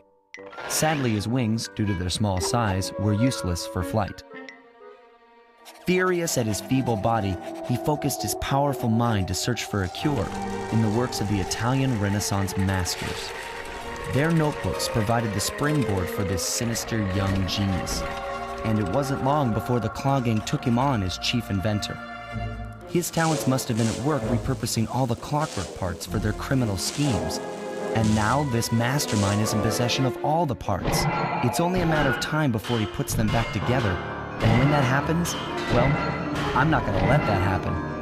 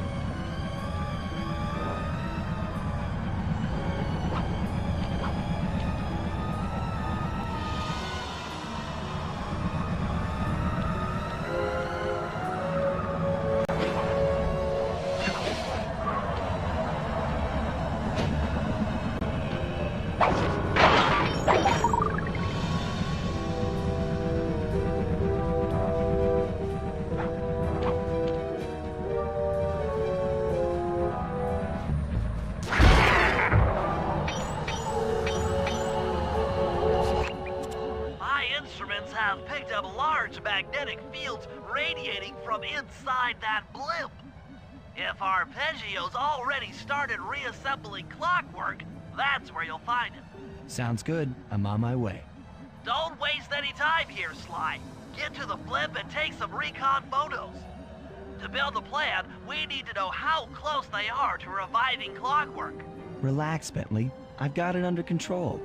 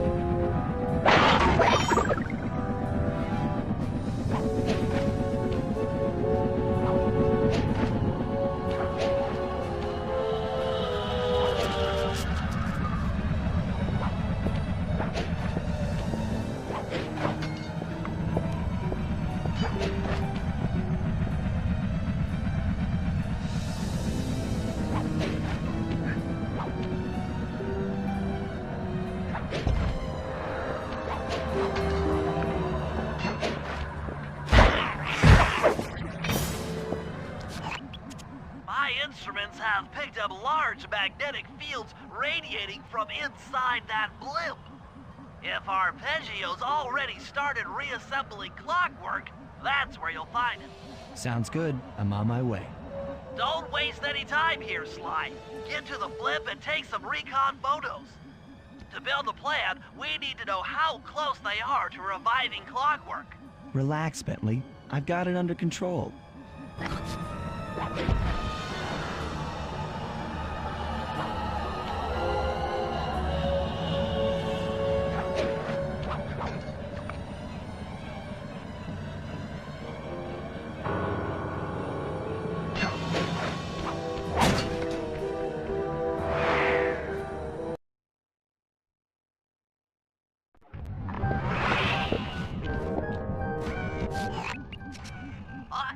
I had no idea they could reassemble clockwork so fast! Calm down, Bentley. He might be in one piece, but he doesn't appear to be, alive. Let's stick to the format here. How about some recon photos? You're right. We need to be informed to create a plan of action. Try to get a shot of Clockwork's head, a mech egg, and one of those spinning magnetic inducers. They seem important to the procedure, but stay away from the guards. If you get detected, we won't have time for a second chance.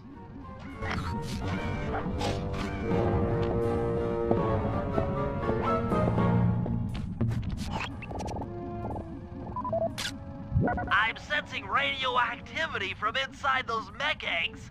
I wouldn't get too close.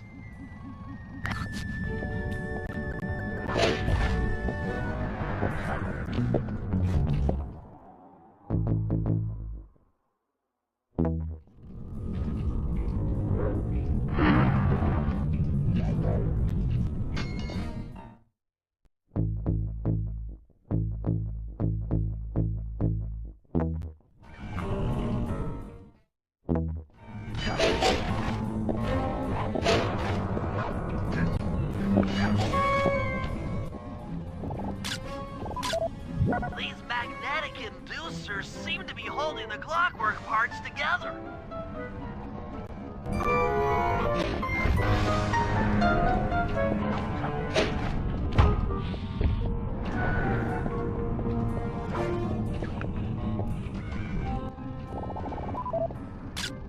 Clockwork appears completely inanimate.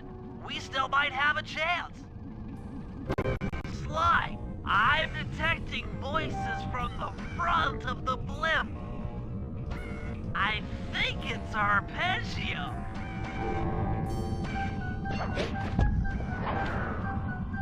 Neela?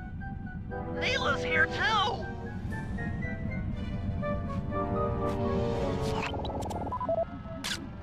I can't believe it! She must have been working with Arpeggio all along! There he is, the mastermind behind this blimp and the source of all our problems. I don't need to study those photos to see the writing on the wall. Clearly, Neela and Arpeggio have conspired together to rebuild Clockwork. And it looks like they're dangerously close to realizing their goal. Look, Bentley, I know it's not your style, but I need a quick plan of attack. Try to think of a way, any way, to stop Clockwork from getting reassembled. Well, those magnetic inducers seem to be holding the parts together. If you reverse their polarity, it should pull Clockwork apart. Unfortunately, the inducer speed control station is locked down tight. Pickpocket keys for the 4 patrolling guards to get at it. Then you'll need to manually reverse the polarity of each inducer deck at the top of their rotation. Consider it done.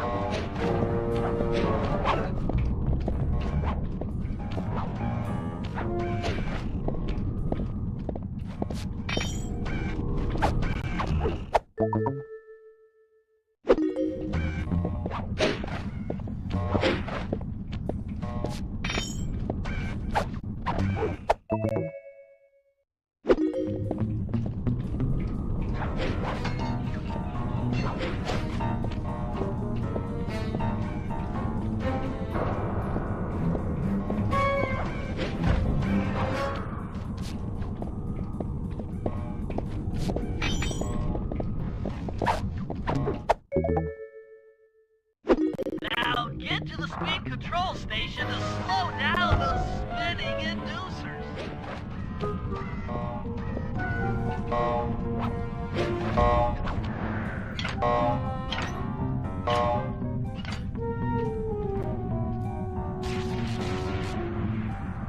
Now that the inducer decks are spinning slower, get up there and reverse the polarity of each deck.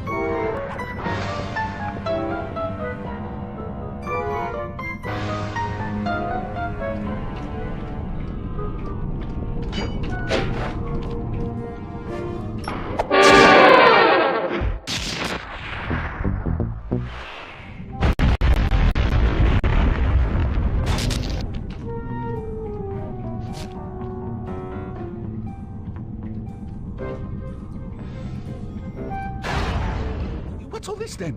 The magnets have been reversed. But, by Jove, it seems to have locked the clockwork parts into place. Excellent!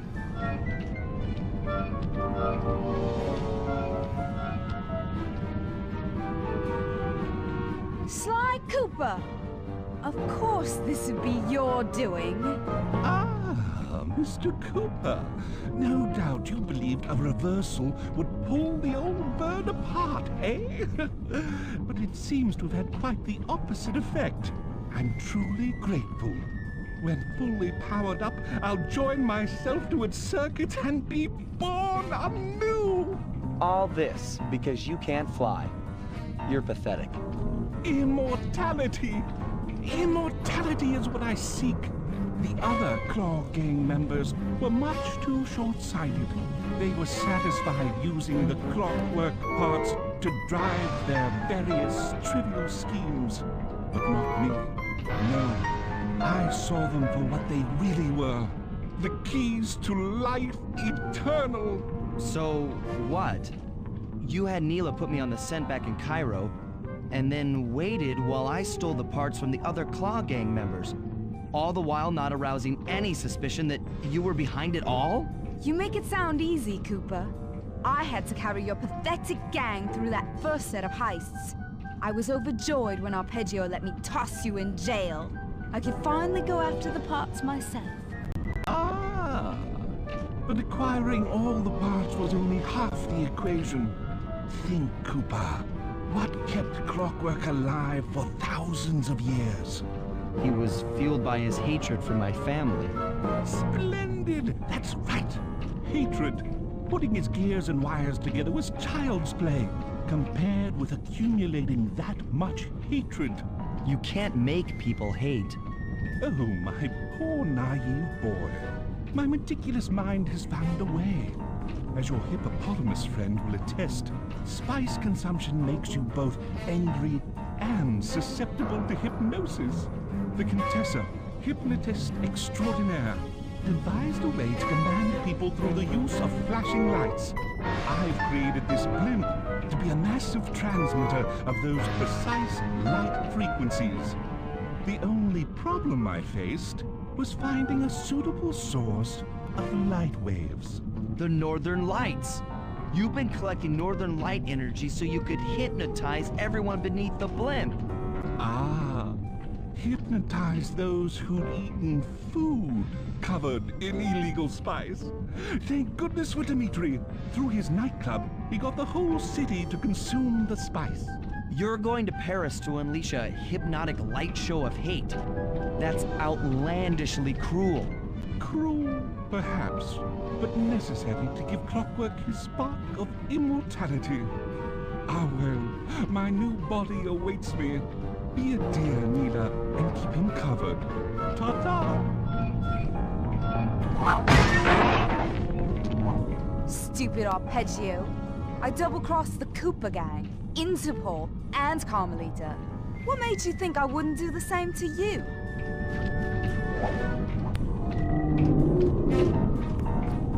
This is preposterous!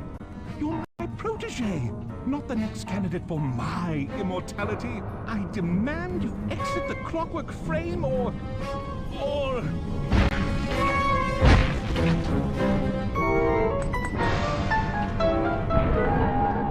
Behold, Clockla is born!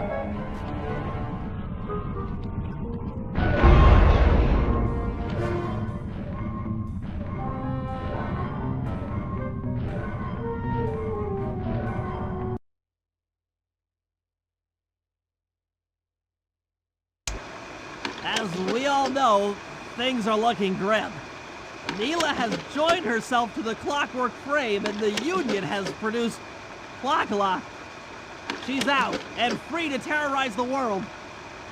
This blimp is still in motion to Paris. I can only assume Arpeggio's autopilot will activate the hate hypnosis light show. If that happens, there'll be no stopping Clockla. She'll be immortal. But we still have a chance. In her new form, she'll need to draw a lot of energy from this blimp's engines to stay strong. If we can disable the engines, that should be enough to weaken her to a state in which we can attack. Getting at these engines will require all three of us to work together in perfect harmony. We've pulled off some tough jobs in the past, but they were just the warm-up round for what we'll be going through tonight.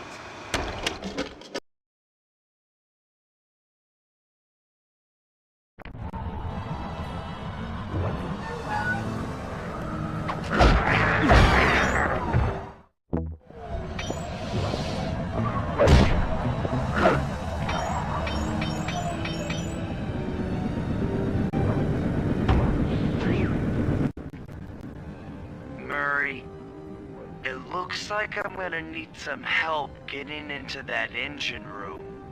Happy to help.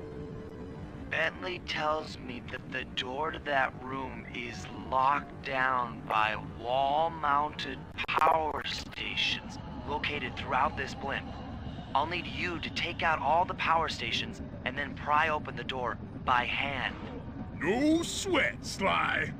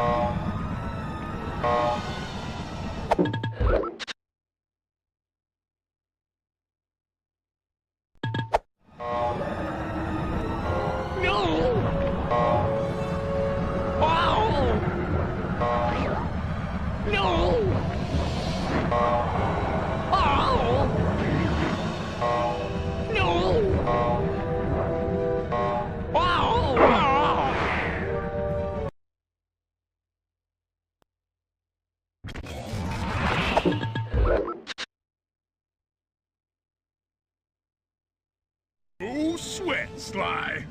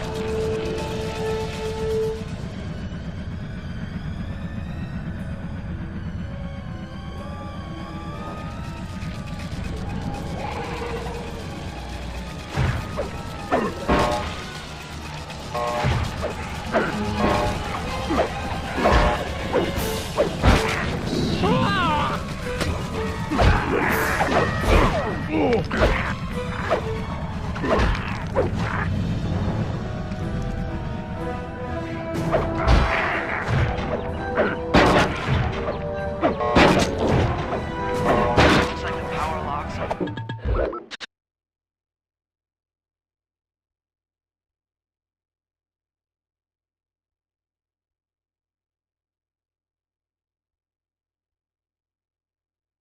To take out all the power stations and then pry open the door by hand. No sweat, Sly.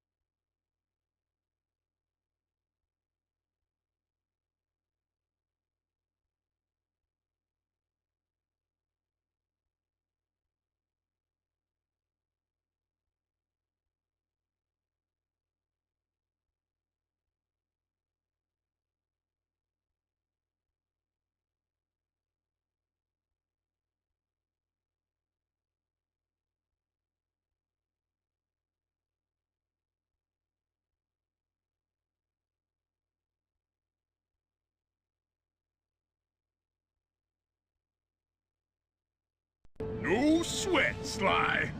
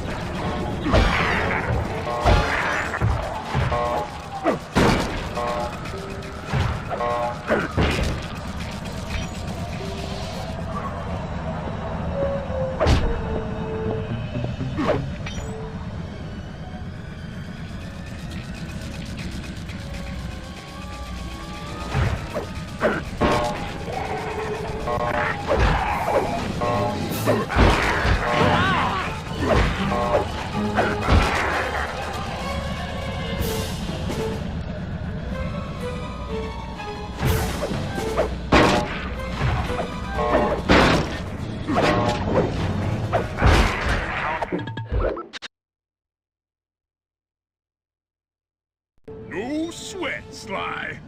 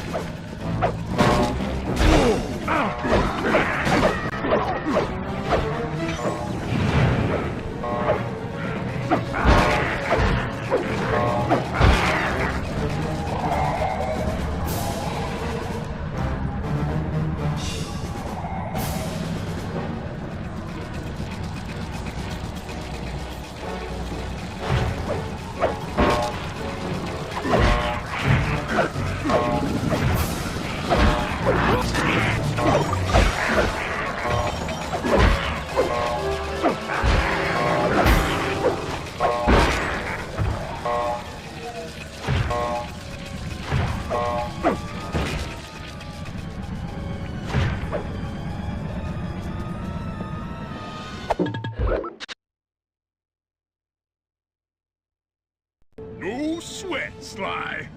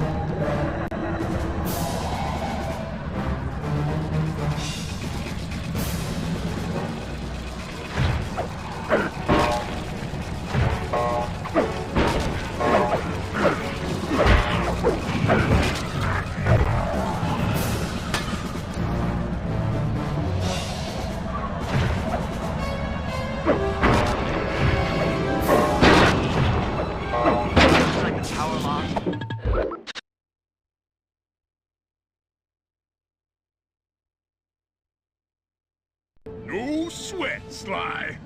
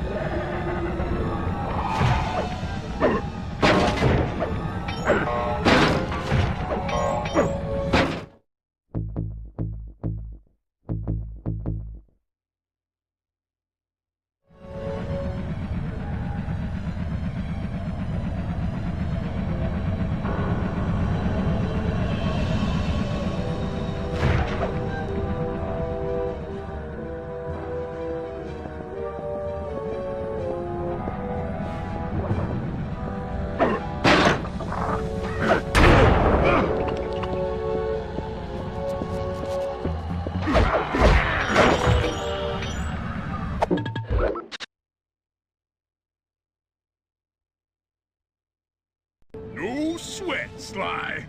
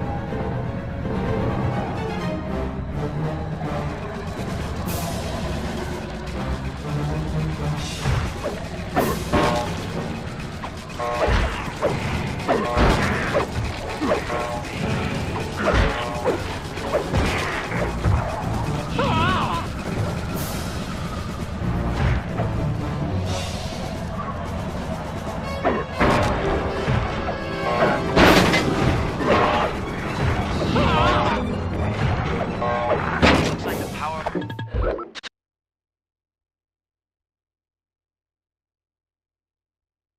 No sweat, Sly.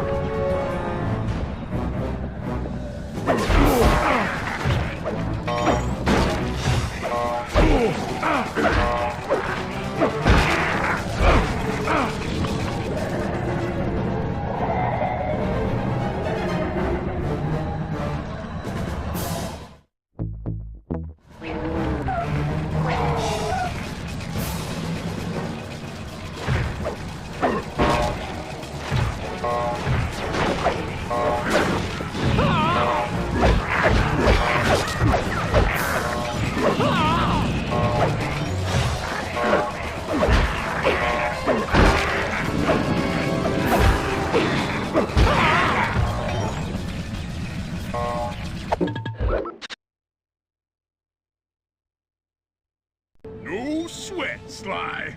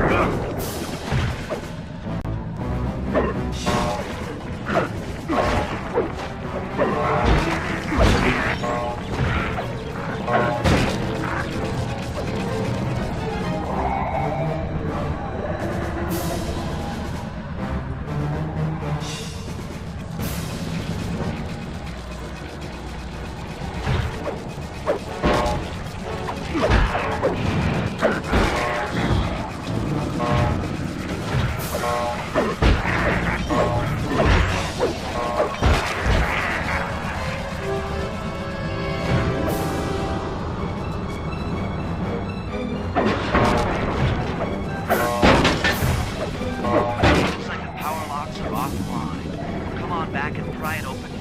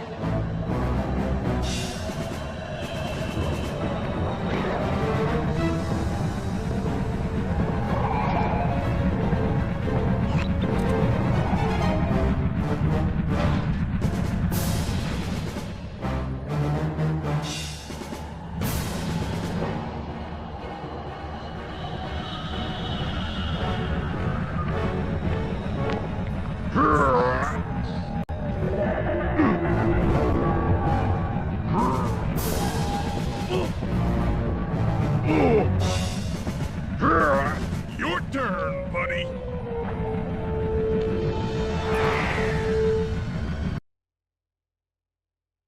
Careful, Sly. This place is packed with laser security. First, you'll need to make your way to the far end of this room. Then jump up to the second level to get at the engine room control center.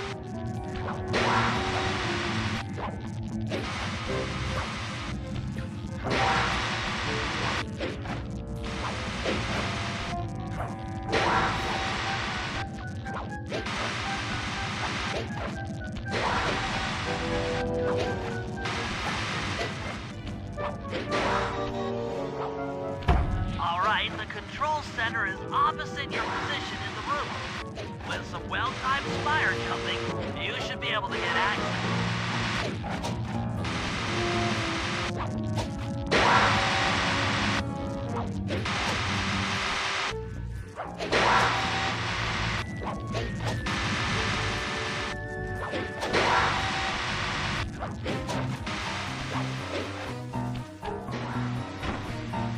That's lights out for this engine.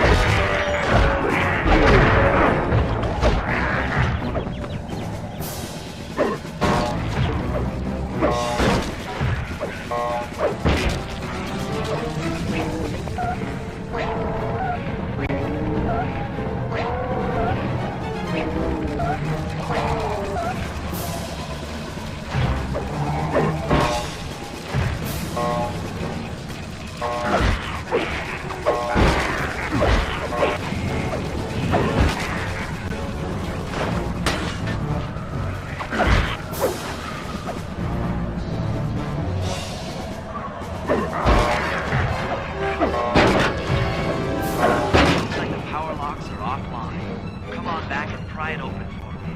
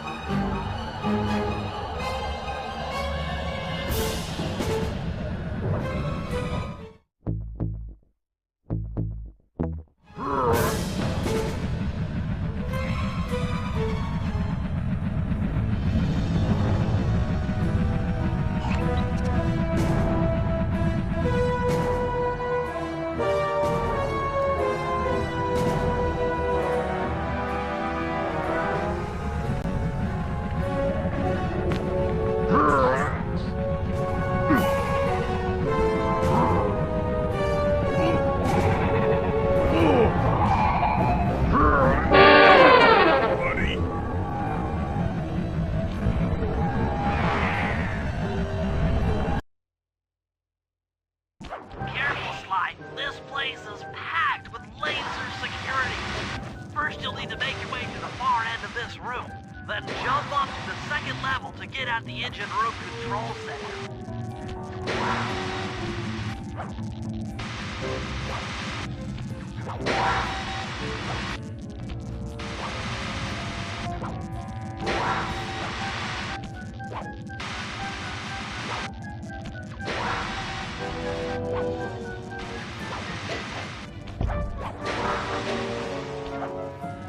Alright, the control center is opposite your position in the room. With some well-timed spire jumping, you should be able to get access.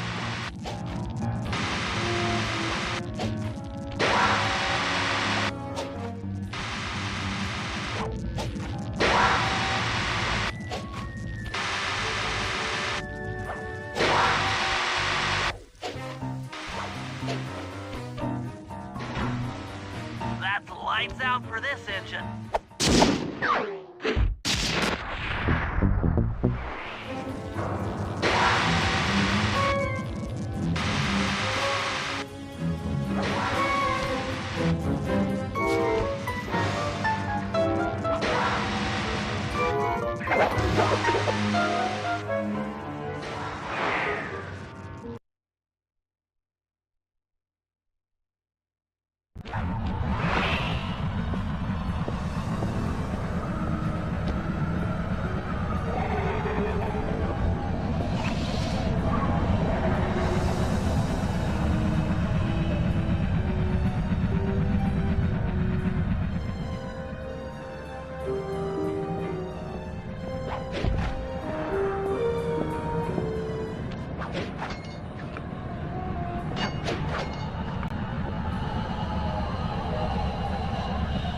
To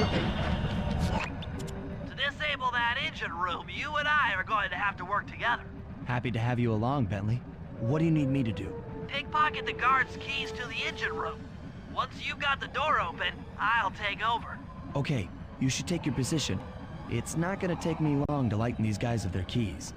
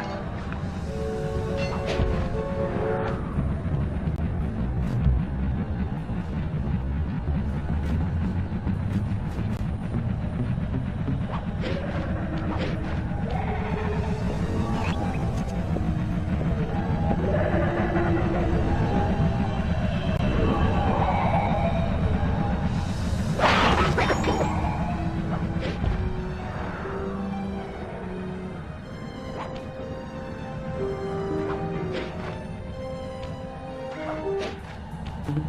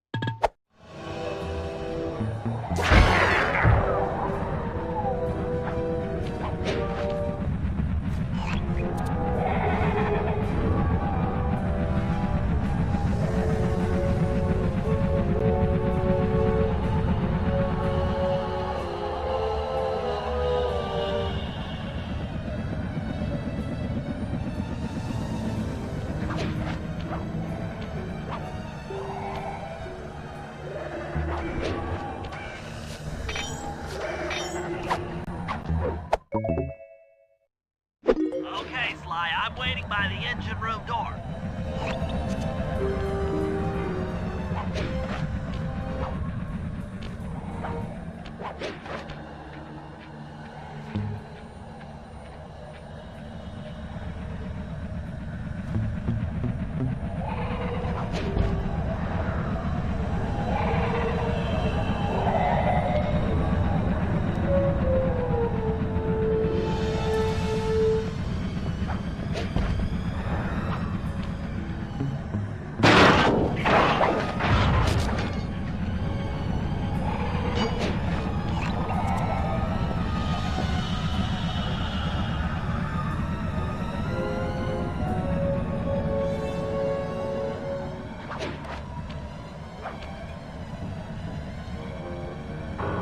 Okay, Bentley, you're on.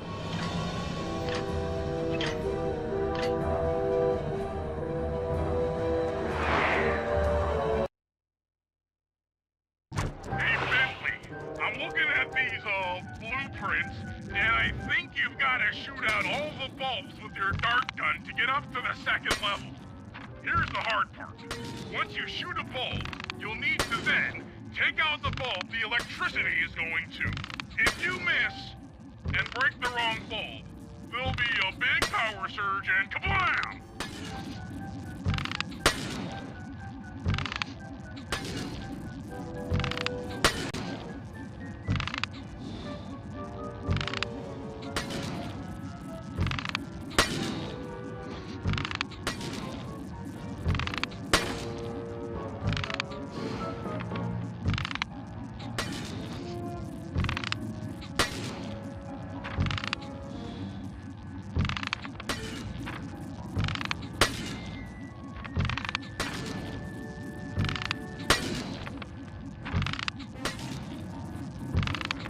Okay, pal. You're all set to bounce up to the next level. If I'm reading this right, it looks like you need to bomb those power nodes to get into the control room. Once that door is open, you'll be able to shut this engine down for good.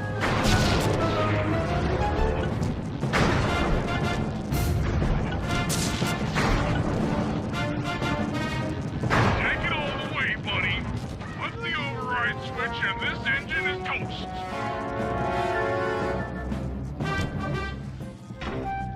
That's one less engine for that creepy clockla thing to draw power from.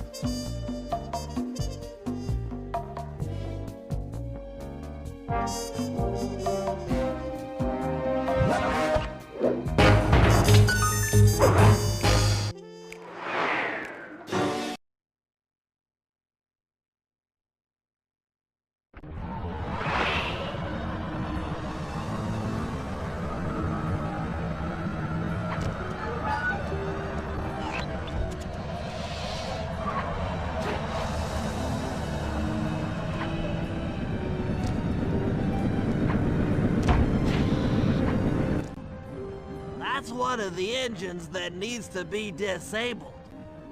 I won't lie to you, Murray.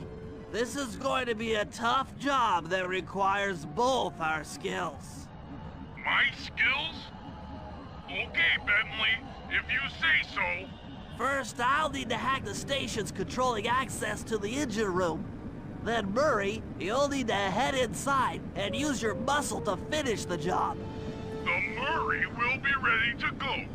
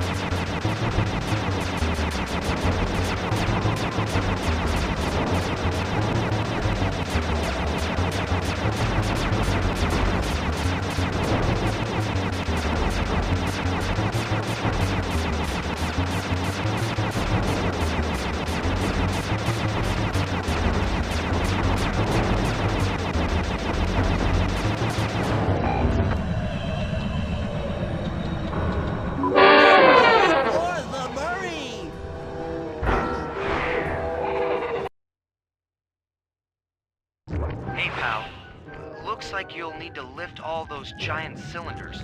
Once they're locked in the up position, you'll be able to take them out from the top level. Heads up, pal. You've got company.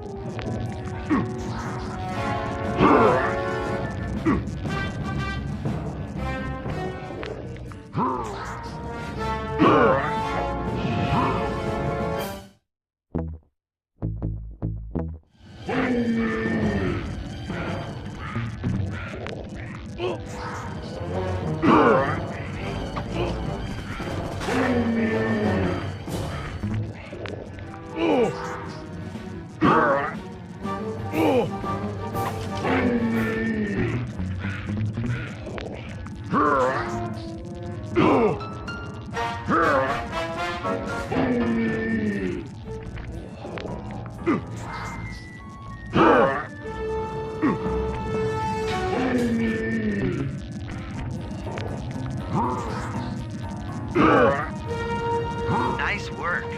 Head up to the second level and thunderflop on the giant cylinders. That should finish them off.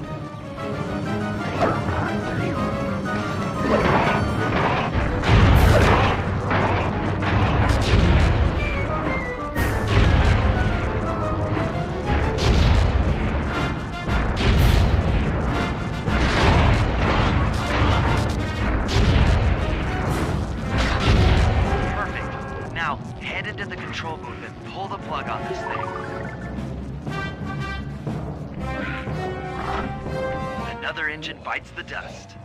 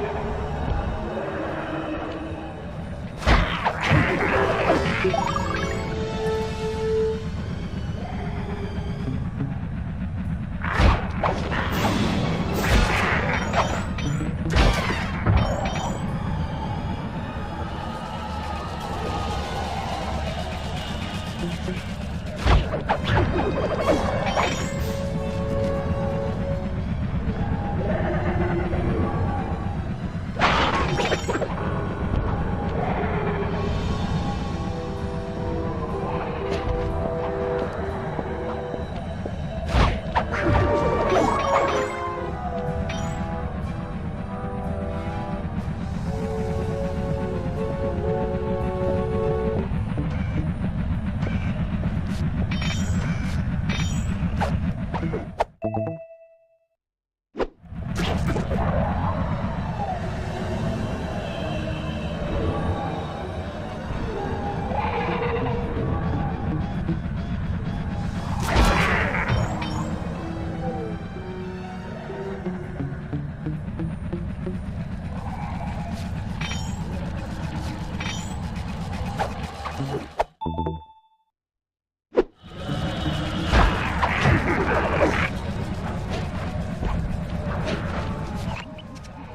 engine room is locked down tight.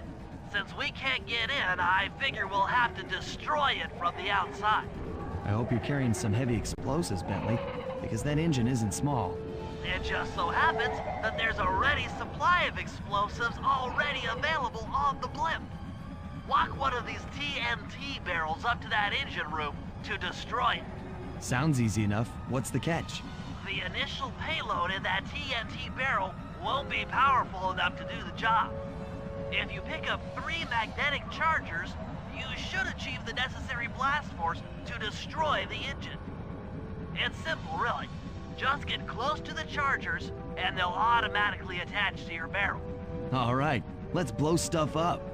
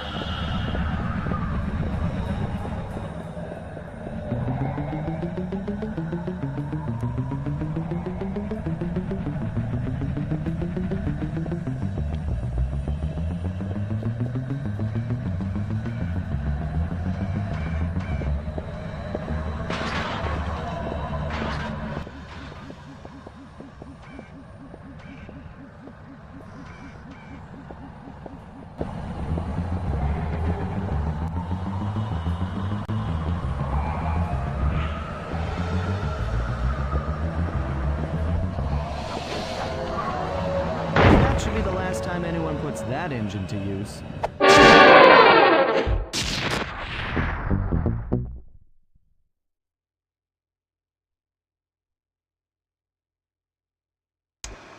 And an unexpected windfall, I've been contacted by Inspector Fox over the shortwave radio. She's well aware of the dire situation we all face if Clockla becomes immortal and has agreed to join forces with us so that we can destroy the robotic bird. The only catch is that she's unable to locate this blimp on her radar. To help her hone in on our position, we'll need to boost the strength of 4 local radio towers. Once Inspector Fox is in range, she'll take one of us on board to act as a tail gunner in a dogfight against Clockla. This is it. We don't have time for another plan. We're almost over Paris, and if that hate hypnosis light show goes off, well, you know the story.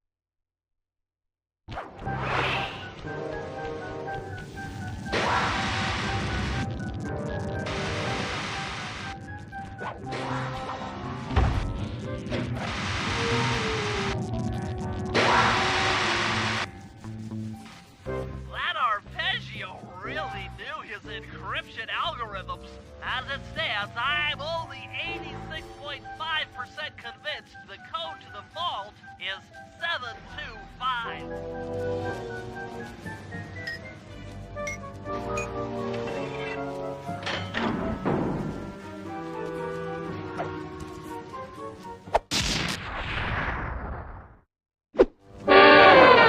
Shadow power boom.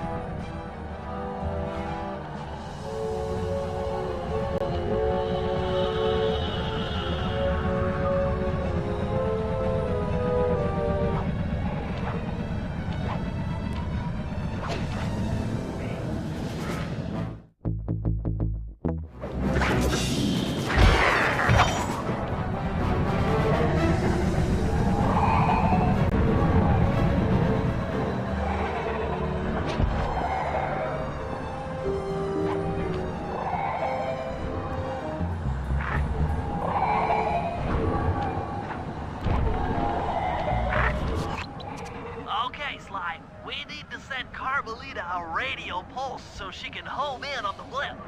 To do that, I'll need you to get on top of 4 very tall towers. They are too big to climb and too tall to jump up normally. What's this all got to do with this thing you've got me wearing? It's an experimental mega jump pack. By pressing the R2 button, you'll perform a huge jump. So be careful. All right, sounds like fun.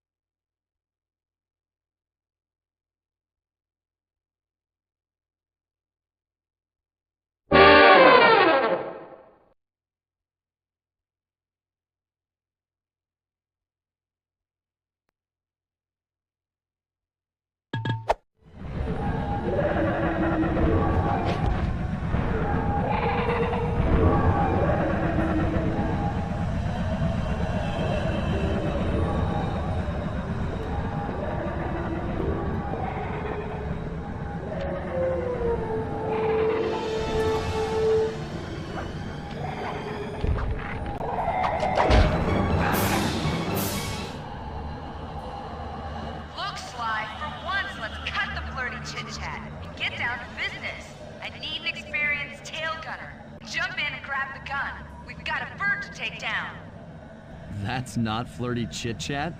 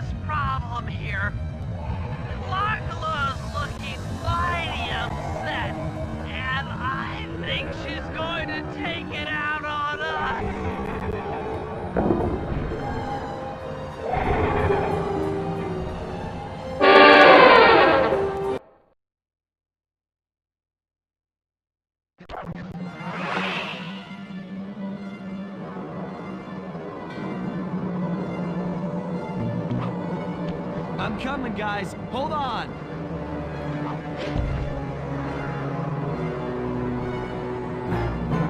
If I get out of this, I'll never speed again.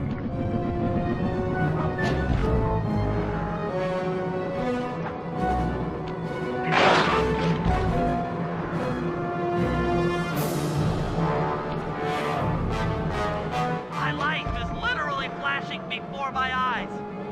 Literally.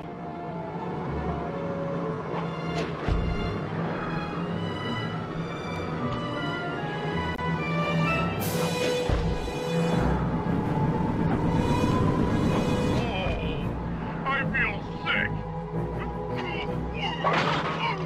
Oh, sorry, Bentley.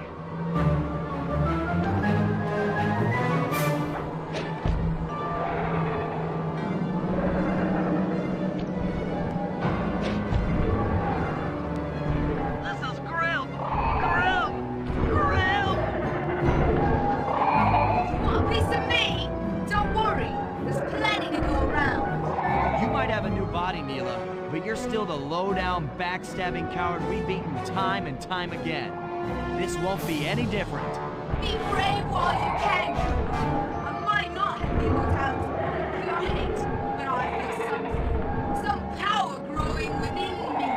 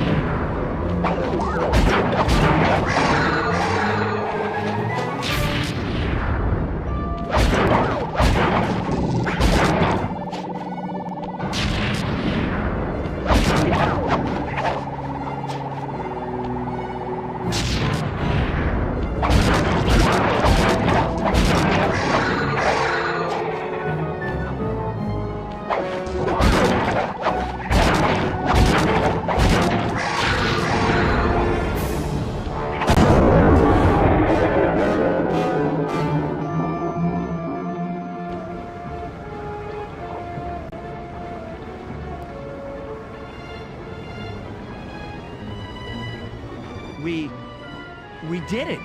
Right on! It's an emotional moment. Die, insects, die! I hate will smash you. Watch out. That thing's still kicking.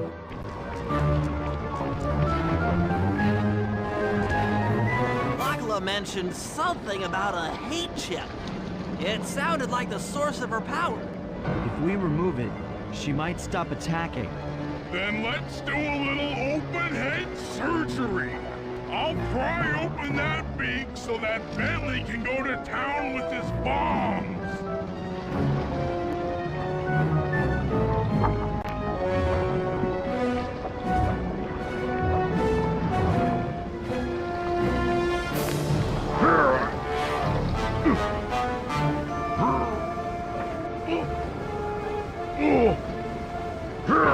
I hate you, Cooper Gang. I will find you in your sleep and I will destroy you. You will never know a moment's peace for the rest of your short, miserable lives. The clock lock will feel no revenge. I am revenge. I am the Alpha and the Omega. Clock lock!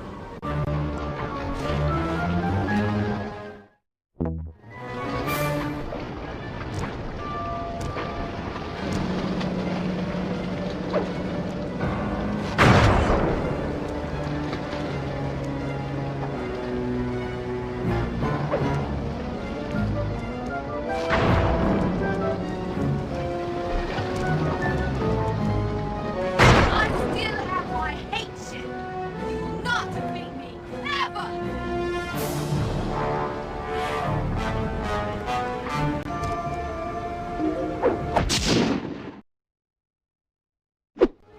Let's get out of here. She's about to explode. Ah! My glasses. What? Bentley, I'll save you!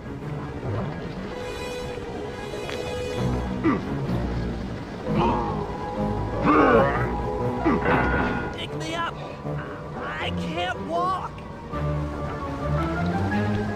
Come on, Sly, let's get out of here!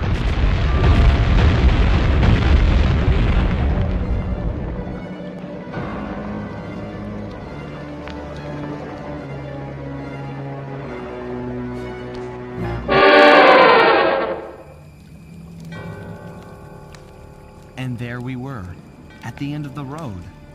The Claw Gang had been defeated, and the clockwork parts lay scattered around in heaps.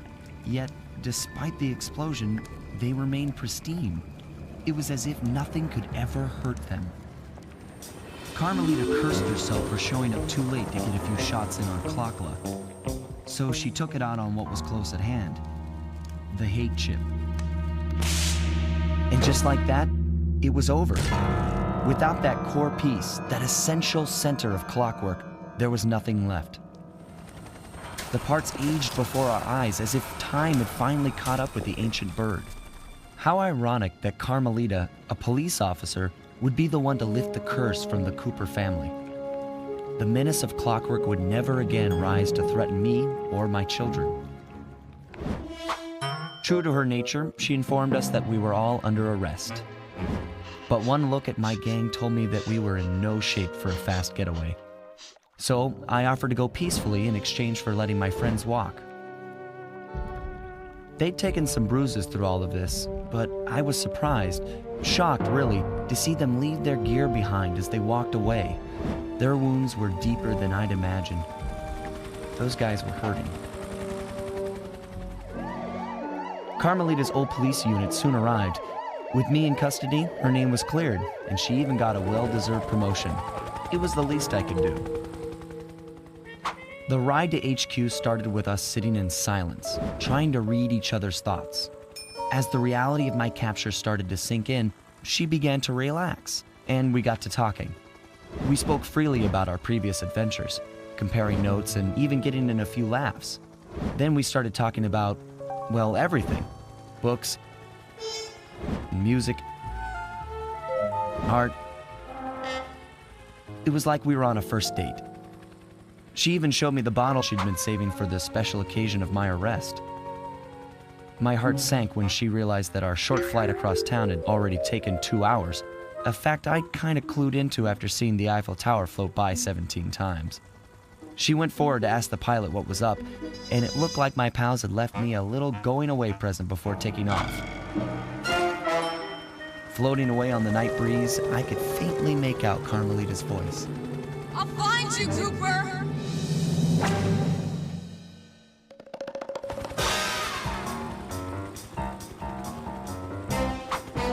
I'll be seeing you soon, Ringtail.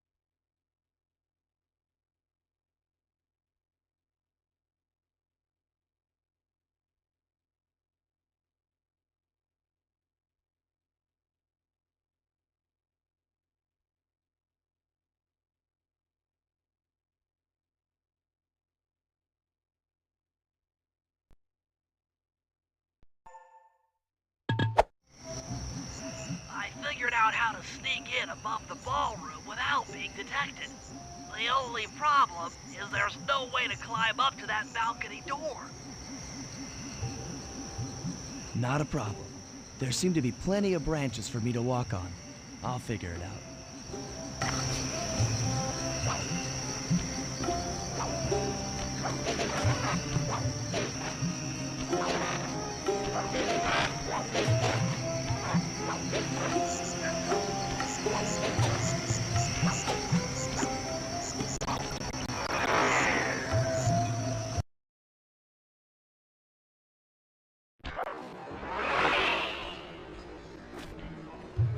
Easy does it, Sly.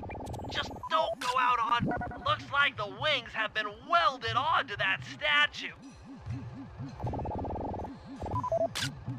They look heavy. Getting the wings out of here will be a real challenge. An electronic winch. That could be useful. That's him. Rajan's really pulled out all the stops to impress people with this party. Maybe you should get some shots of the guests. That's the Contessa, a high-ranking prison warden for Interpol. She must be working undercover to expose Rajan's spice ring.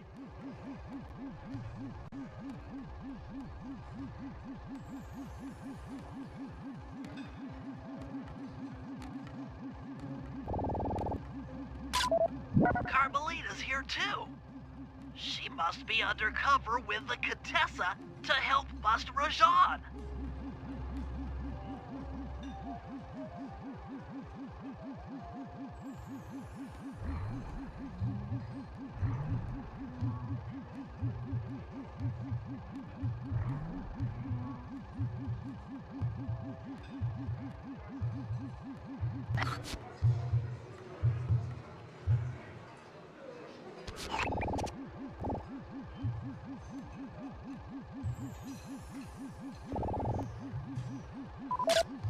Another Claw Gang member.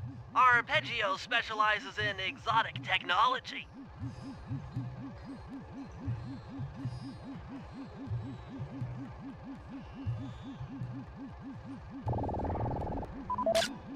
Jean Bisson, a member of the Claw Gang and Canadian shipping baron. He owns half the trains in Canada.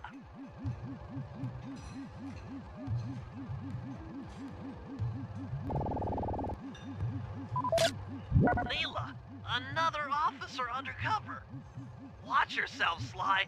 This party is crawling with cops. That's all the photos I need. Bring them back to the safe house and we'll start building a game plan.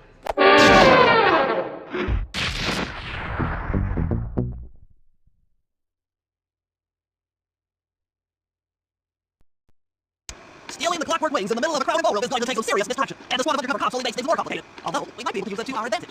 But no matter what we do in the ballroom, sooner or later we'll need to deal with Rajan's security chopper. Murray can take it out with some of the local armaments, but you won't be able to get inside the palace until Sly lowers the drawbridge for you.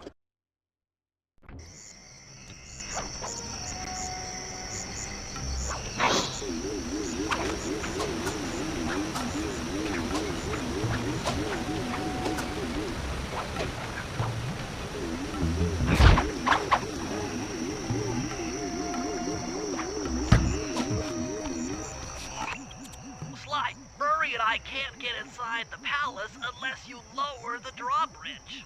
I'd love to, pal, but the winch is all locked down. You know where I can find the keys? Key guards have recently taken up positions around the palace. Sneak in, pick all of their pockets, and bring the keys back to the lockdown winch.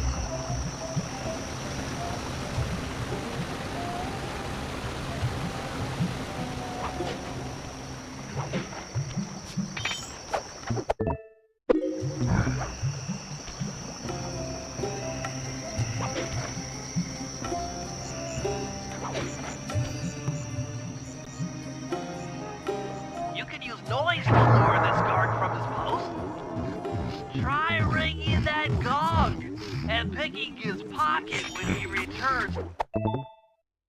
Good job, Sly. Now take those stolen keys back to the padlocked winch to lower the drawbridge.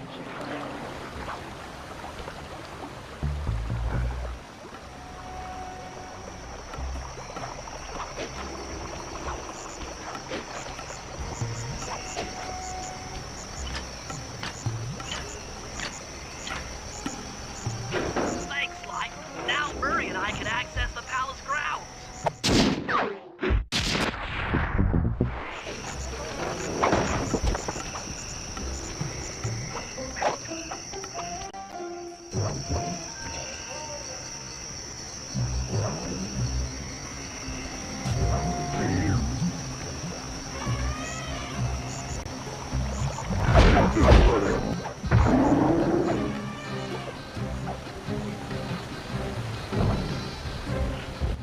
That chopper is a menace to all future aerial operations while on this job. Yeah, it's all covered in missiles and guns and stuff. Now be a team player and take it out with that rusty pre-war turret. Okay, I had a potato gun once. I bet it works just the same. Hit buttons fast to keep your strength up.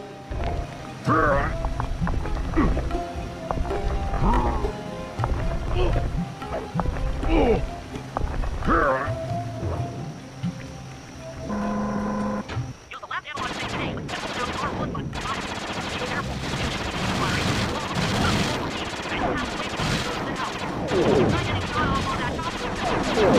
Shoot down the enemies before they hit you.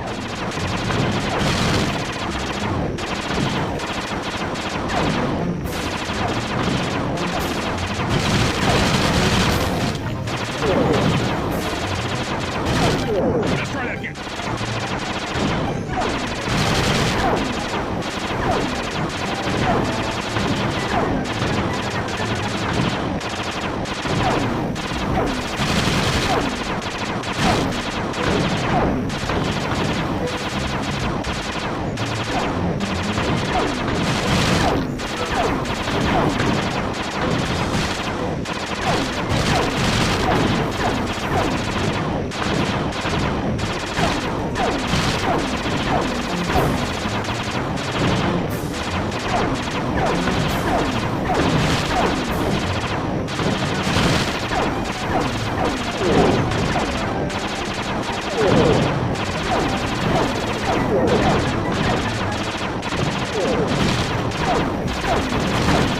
Murray, triumphant! Good work. The sky's all clear.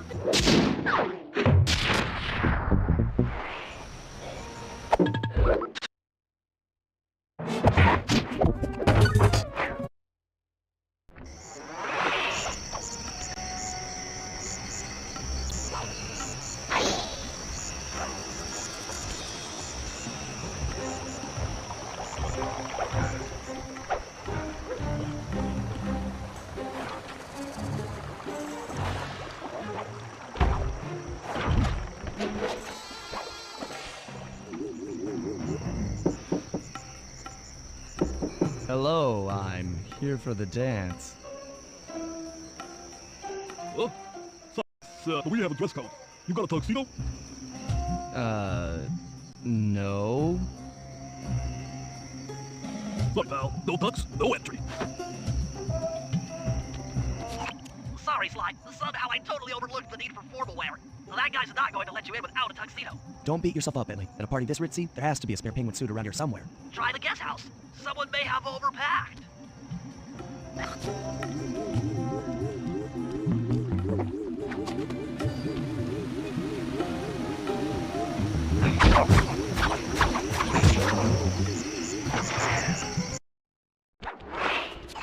Okay, Bentley. I'm in position inside the guest house. Have any intel for me? Well, I recommend searching all the rooms.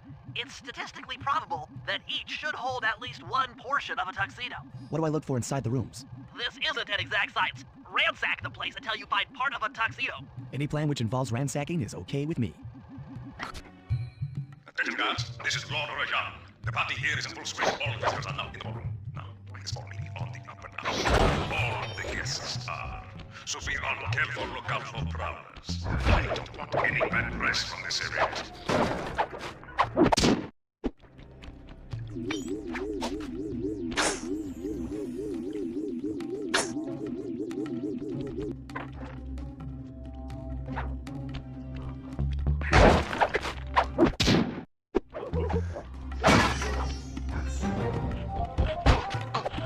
You might need to use your stealth attack in here. Remember, the triangle button knocks guys up into the air, and the square button brings them down hard.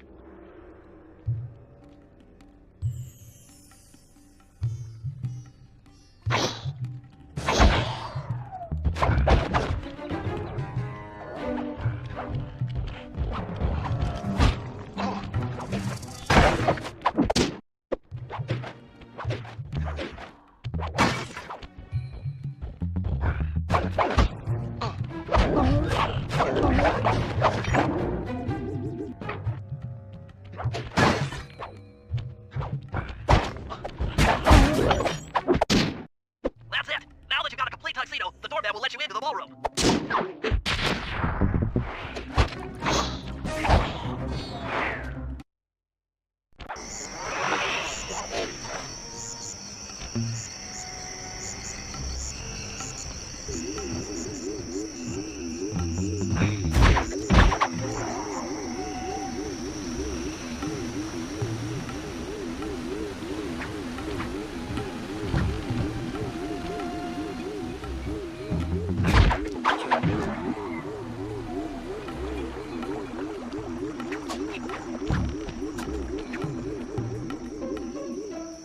You got your tuxedo now, sir? Of course I do. I'm here to dance. Then come on in.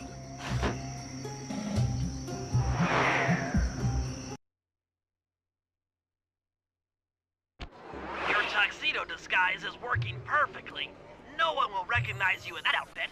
Now, during the heist, you'll need to dance with Carmelita to keep both her and the crowd distracted. The only problem is, she's picky about dance partners, so you'll need to impress her first. All right, I know just the girl for the job. Constable Neela, you look lovely this evening. I'm sorry. Do I know you? I used to chase after you back in Paris. Paris? Sly Cooper? You aren't by any chance here to turn yourself in? Old Ironsides would fall out of her dress. As good as that sounds, how about a dance first? Enchanté. Try to memorize the steps. Now your turn.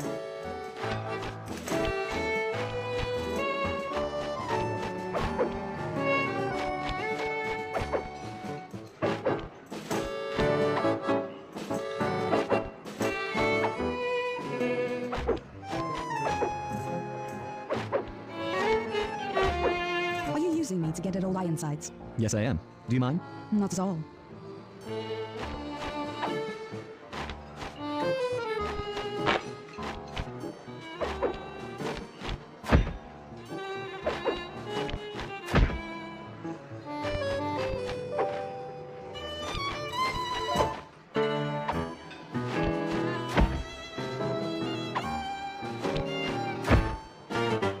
That fellow is very graceful. If only you moved spicy ones as well. Silence.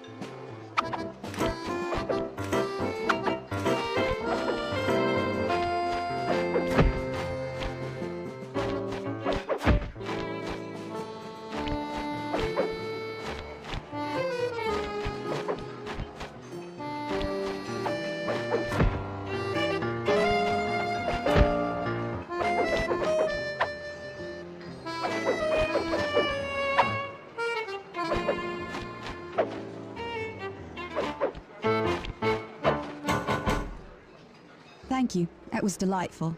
Thank you, Constable Neela. After all, it takes two to tango. Yes, and 3 is always a crowd. Neela, your friend here is quite an accomplished dancer.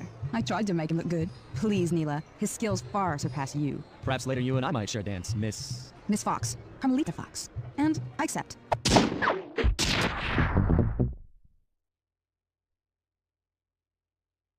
All right, boys, we're ready for the next phase. My plan to get at the Clockwork Wings requires the use of the electric winch above the ballroom.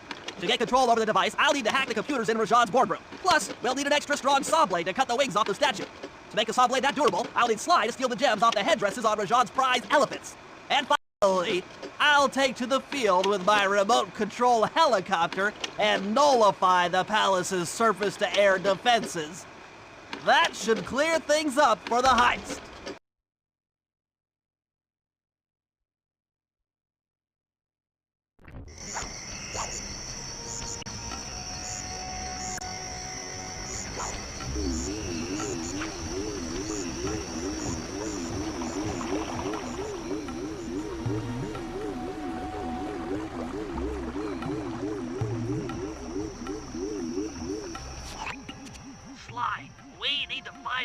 get Rajan's prize elephants out of their pen.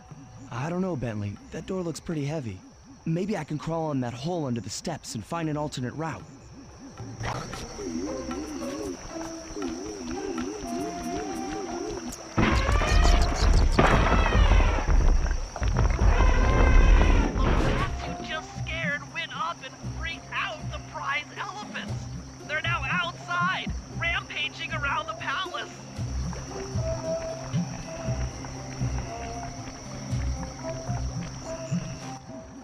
Wow, you sure look spooked. A job well done, Sly. Now comes the hard part. I need you to snatch the headdress jewels worn by both elephants. The jewels are firmly embedded, so keep whacking at them with your cane to knock one loose. I'll need to make use of the rooftops to get to one of the elephants' backs, but it shouldn't be a problem.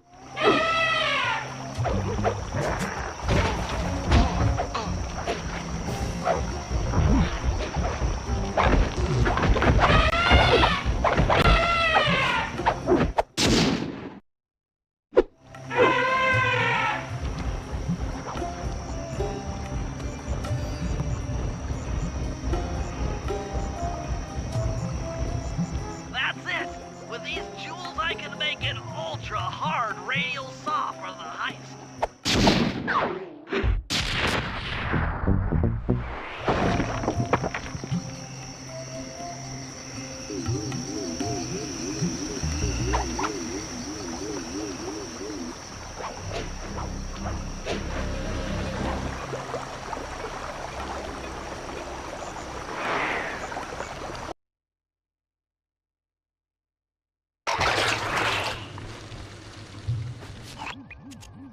Murray's rotund features prevent him from fitting through the drain pipe, so we'll need you to unlock the vault room from the inside. I've heard through a reliable source that the guards keep the vault combination written beneath one of their break tables. So you want me to crawl under each till I find it? That's the idea.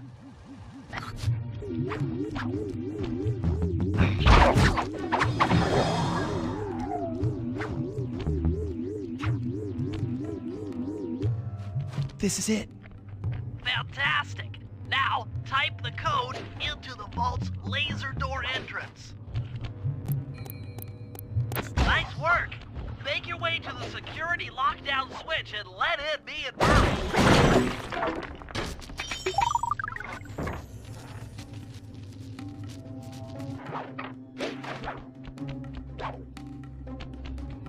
Thanks for breaking us in, pal. The Murray approves. Let's get down to brass tacks. I need to hack both the ballroom computers to get control of the electronic winch above the ballroom. So what are me and Sly here for? The second I enter their servers, they'll be on to us. You guys need to work together to keep the thugs off my back. You and me, pal, side by side. The Murray knows no fear. Okay, on it. Hacking the level 6 barrier.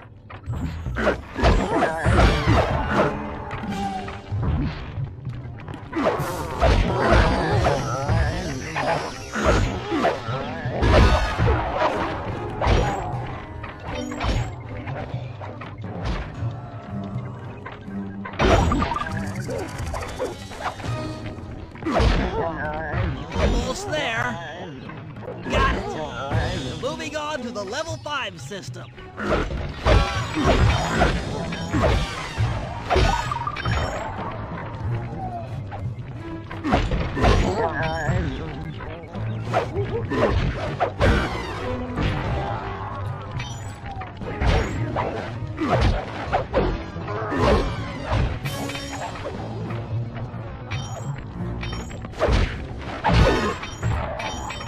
Okay, I'm close. Changing back for level 4 access.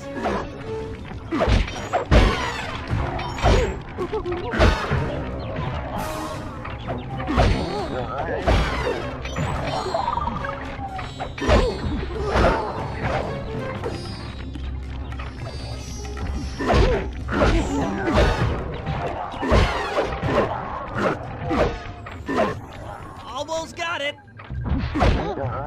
Okay, going for level 3.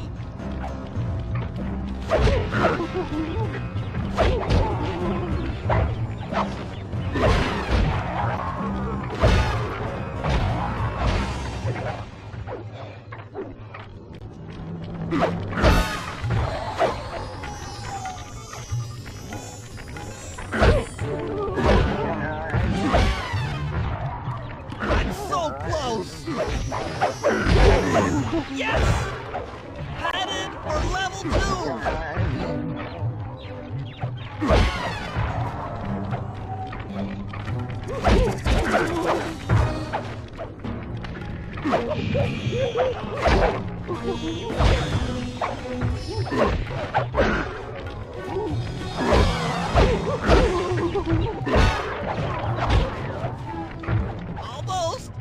Almost have it.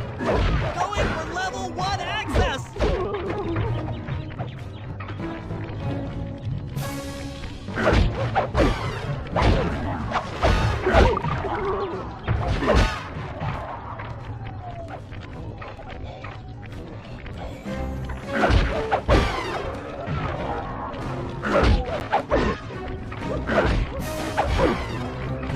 This is tense. I can taste it.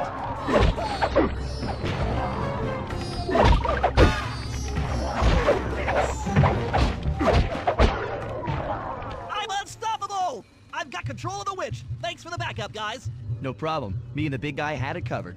Hurry, let's hook up the direct feed and get out of here while the coast is clear.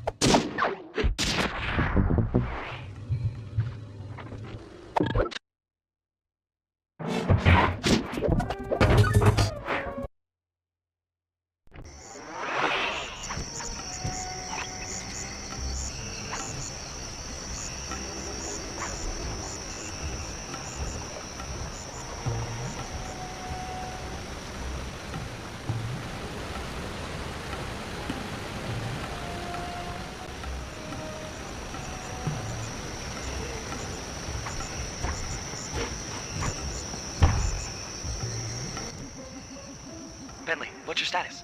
I'm in position with the RC chopper. All systems are go to neutralize their surface-to-air defenses. We're going to need free reign of the sky during the heist. Well, be careful. Chopper parts aren't cheap. Hostile has been sighted. Hey, Bentley, use the left analog stick to steer the chopper, and hit the X button to drop bombs. If you lose track of the Jeep, I'll project the holographic targeting arrows. Follow it back into the action.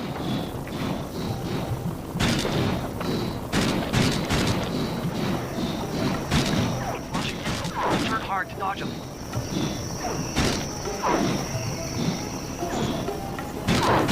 Damage alert, she's taking damage. Please don't let that... Nice flight, partner. That Jeep's out of commission and we'll have clear skies for the heist. Okay, synchronize your watches. This heist is going to take extreme precision. Here's the plan. I'll start things off by demolishing the palace's main bridge. That should cut off reinforcements for the guest house, and hopefully distract the ballroom guards and watch over the clockwork links. Sly will then take Harley up on her offer for the dance, and while the crowd is transfixed by their tango, Murray will lower into the ballroom on the electronic pitch. Once out, he'll cut the wings free, and then switch back up for an exit. Murray should then make his way out of the palace. I'll cover his exit with the RC chopper. Once he's past the drawbridge, we're home free.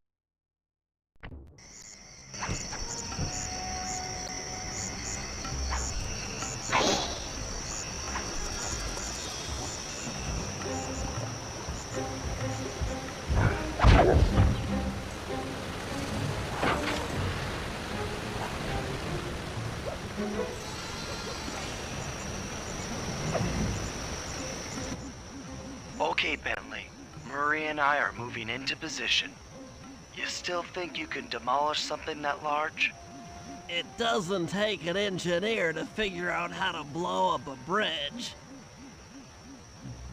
I'll start by placing charges on all of the lower cleats. Once the structure destabilizes, those retainer rings on the upper cleats should pop right off.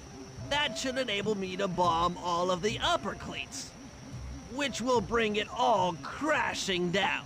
Just watch your head when that thing gets unstable. We need that brain of yours in one piece.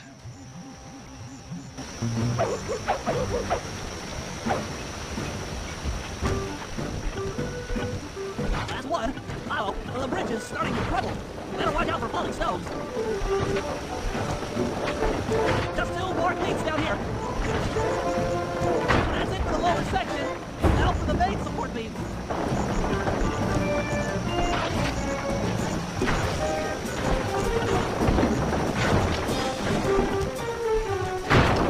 3 more to go. Just 2 cleats left. One more cleat and this bridge is going down. Okay, Sly, the bridge is down. I'll warm up the van and get ready with the RC chopper. Good luck. What? The bridge is destroyed? Take all the manpower you need and look into it. Murray, you in position? Check. It looks like Bentley's little distraction did the trick. Initiate phase 2. I'll take care of Carmelita and the crowd. You handle the heavy lifting. Miss Fox, I believe you owe me a dance. About time. I thought you had left. Just waiting for the perfect moment.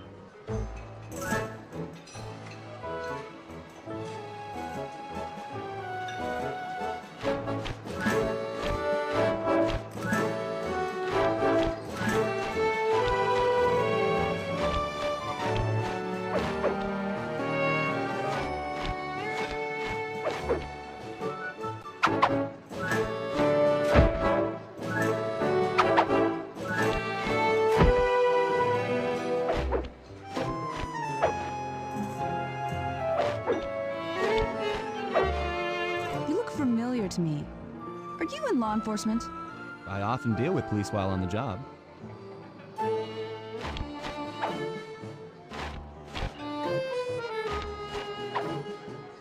Nice.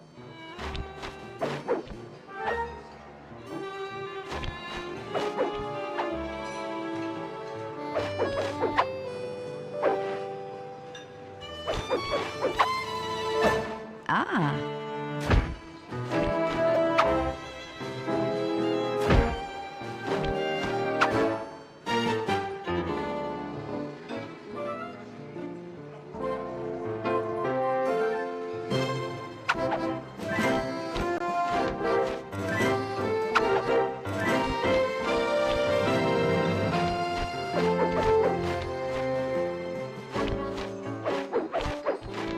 Ooh.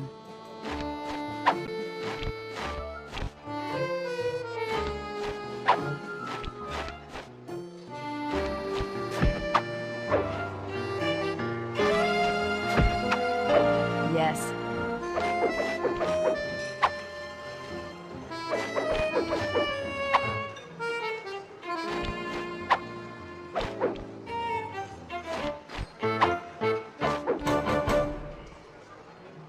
Tell me, stranger, what's your name?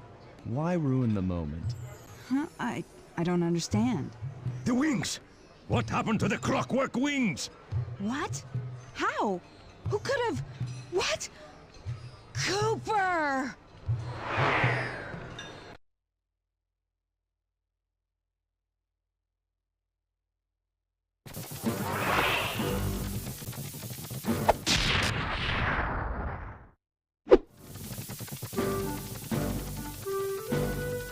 Murray, I'll cover your escape with the RC chopper. Let me worry about the guards. You just keep moving.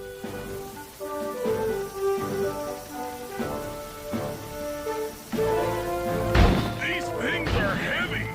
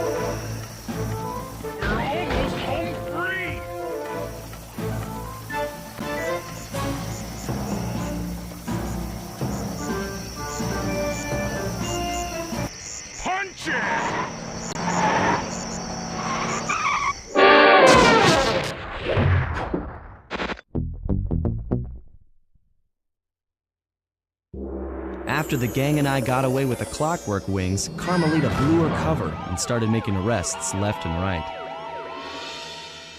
With his reputation in shambles, Rajan was forced to flee from his own party. He's now in hiding, somewhere deep in the jungle. The gang and I took a break and headed for Bollywood. It took some doing, but we eventually snuck Murray onto the set of a full-blown Indian musical. I was happy the guys got to unwind, but Rajan was still out there. And somehow, I knew things.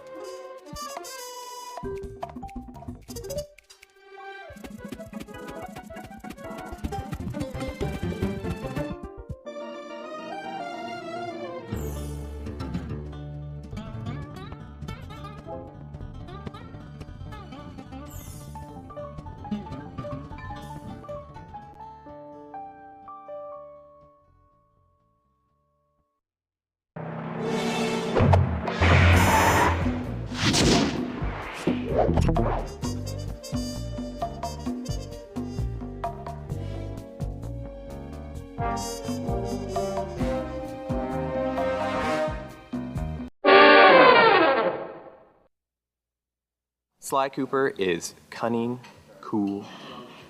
He's... Am I supposed to look in the camera at you? Tell me about Sly Cooper. Well, Sly Cooper is a thief, and he's a different type of thief. He's cool, he's tough, but he's got to be lovable at the same time. And he's also a really good-looking guy, and he has a sexy voice. Just... arf.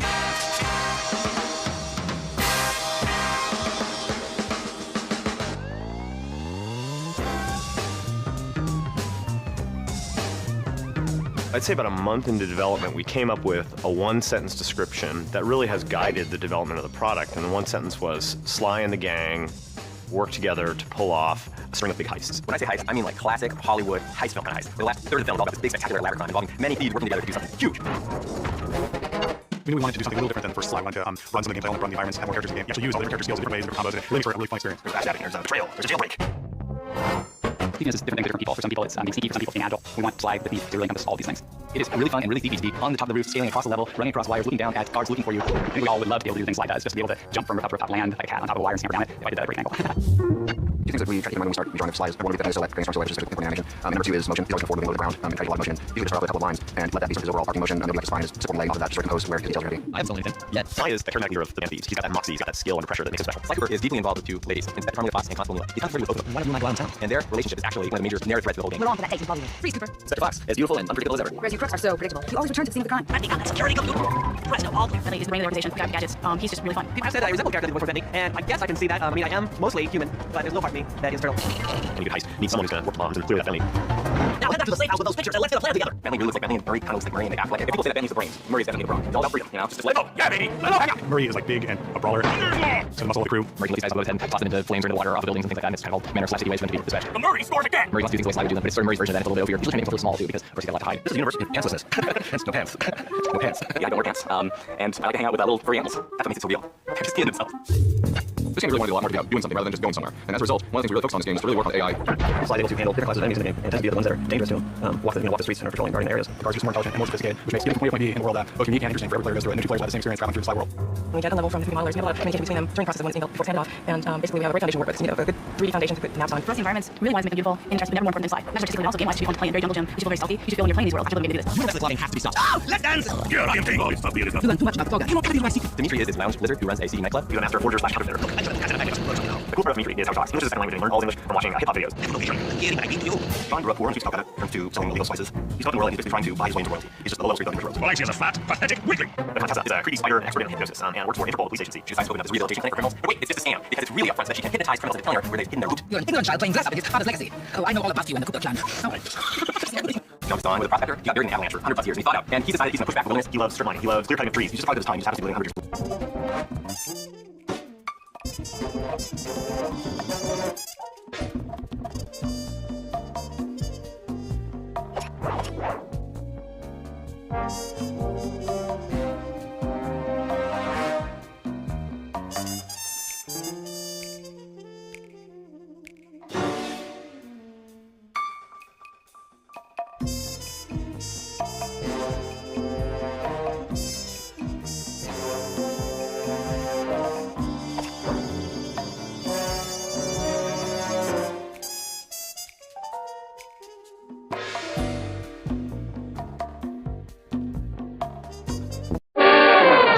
So Bentley, what's the job? Well, Clockwork's parts have been stolen, and we're the prime suspects on Inspector Fox's list. Ah, she's really quite lovely when she's angry. Sly, we've got to clear our name. Oh, sorry. And the Murrinators got you covered. This is our biggest job yet, so we really have to work together, but the whole job is blown if we don't have someone at the controls. So, are you in? Rated E for everyone.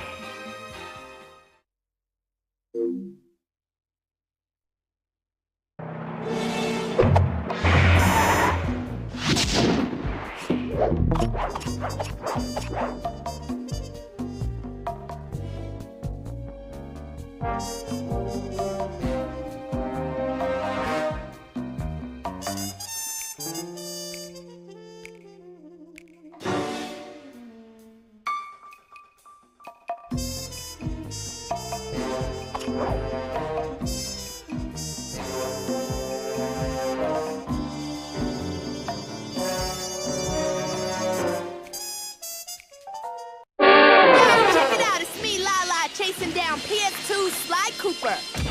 Sly and his crew are back and they're bringing down the house with the biggest heist ever. Yo, slow it down. Hey, please, I dig rappers, not raccoons.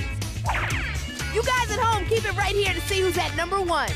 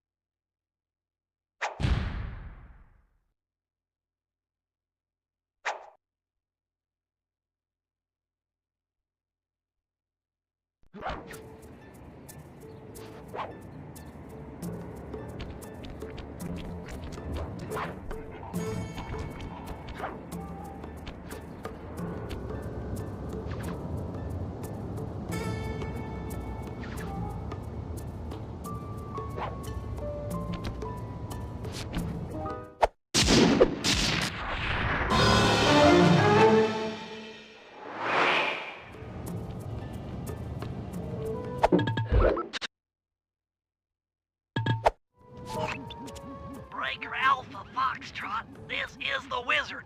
Do you read me, Sitting Duck? This is Peking Duck. I hear you, Blizzard. No, Sly, I'm the Wizard, and you're Sitting Duck. I read you loud and clear, Lizard. No, I'm... Forget it, you're not taking this seriously. Yeah, I'm not. Look, Bentley, I know this is your first time out in the field, but you've gotta loosen up. If we're going to get to those clockwork parts, I need you on your toes. So in plain talk, what's your status? Well, I've established myself in the basement, and I'm pretty sure I can rewire the service elevator if you can power it up from that security station. Hang tough, pal. It might take some time, but I'll figure out a way to get up there.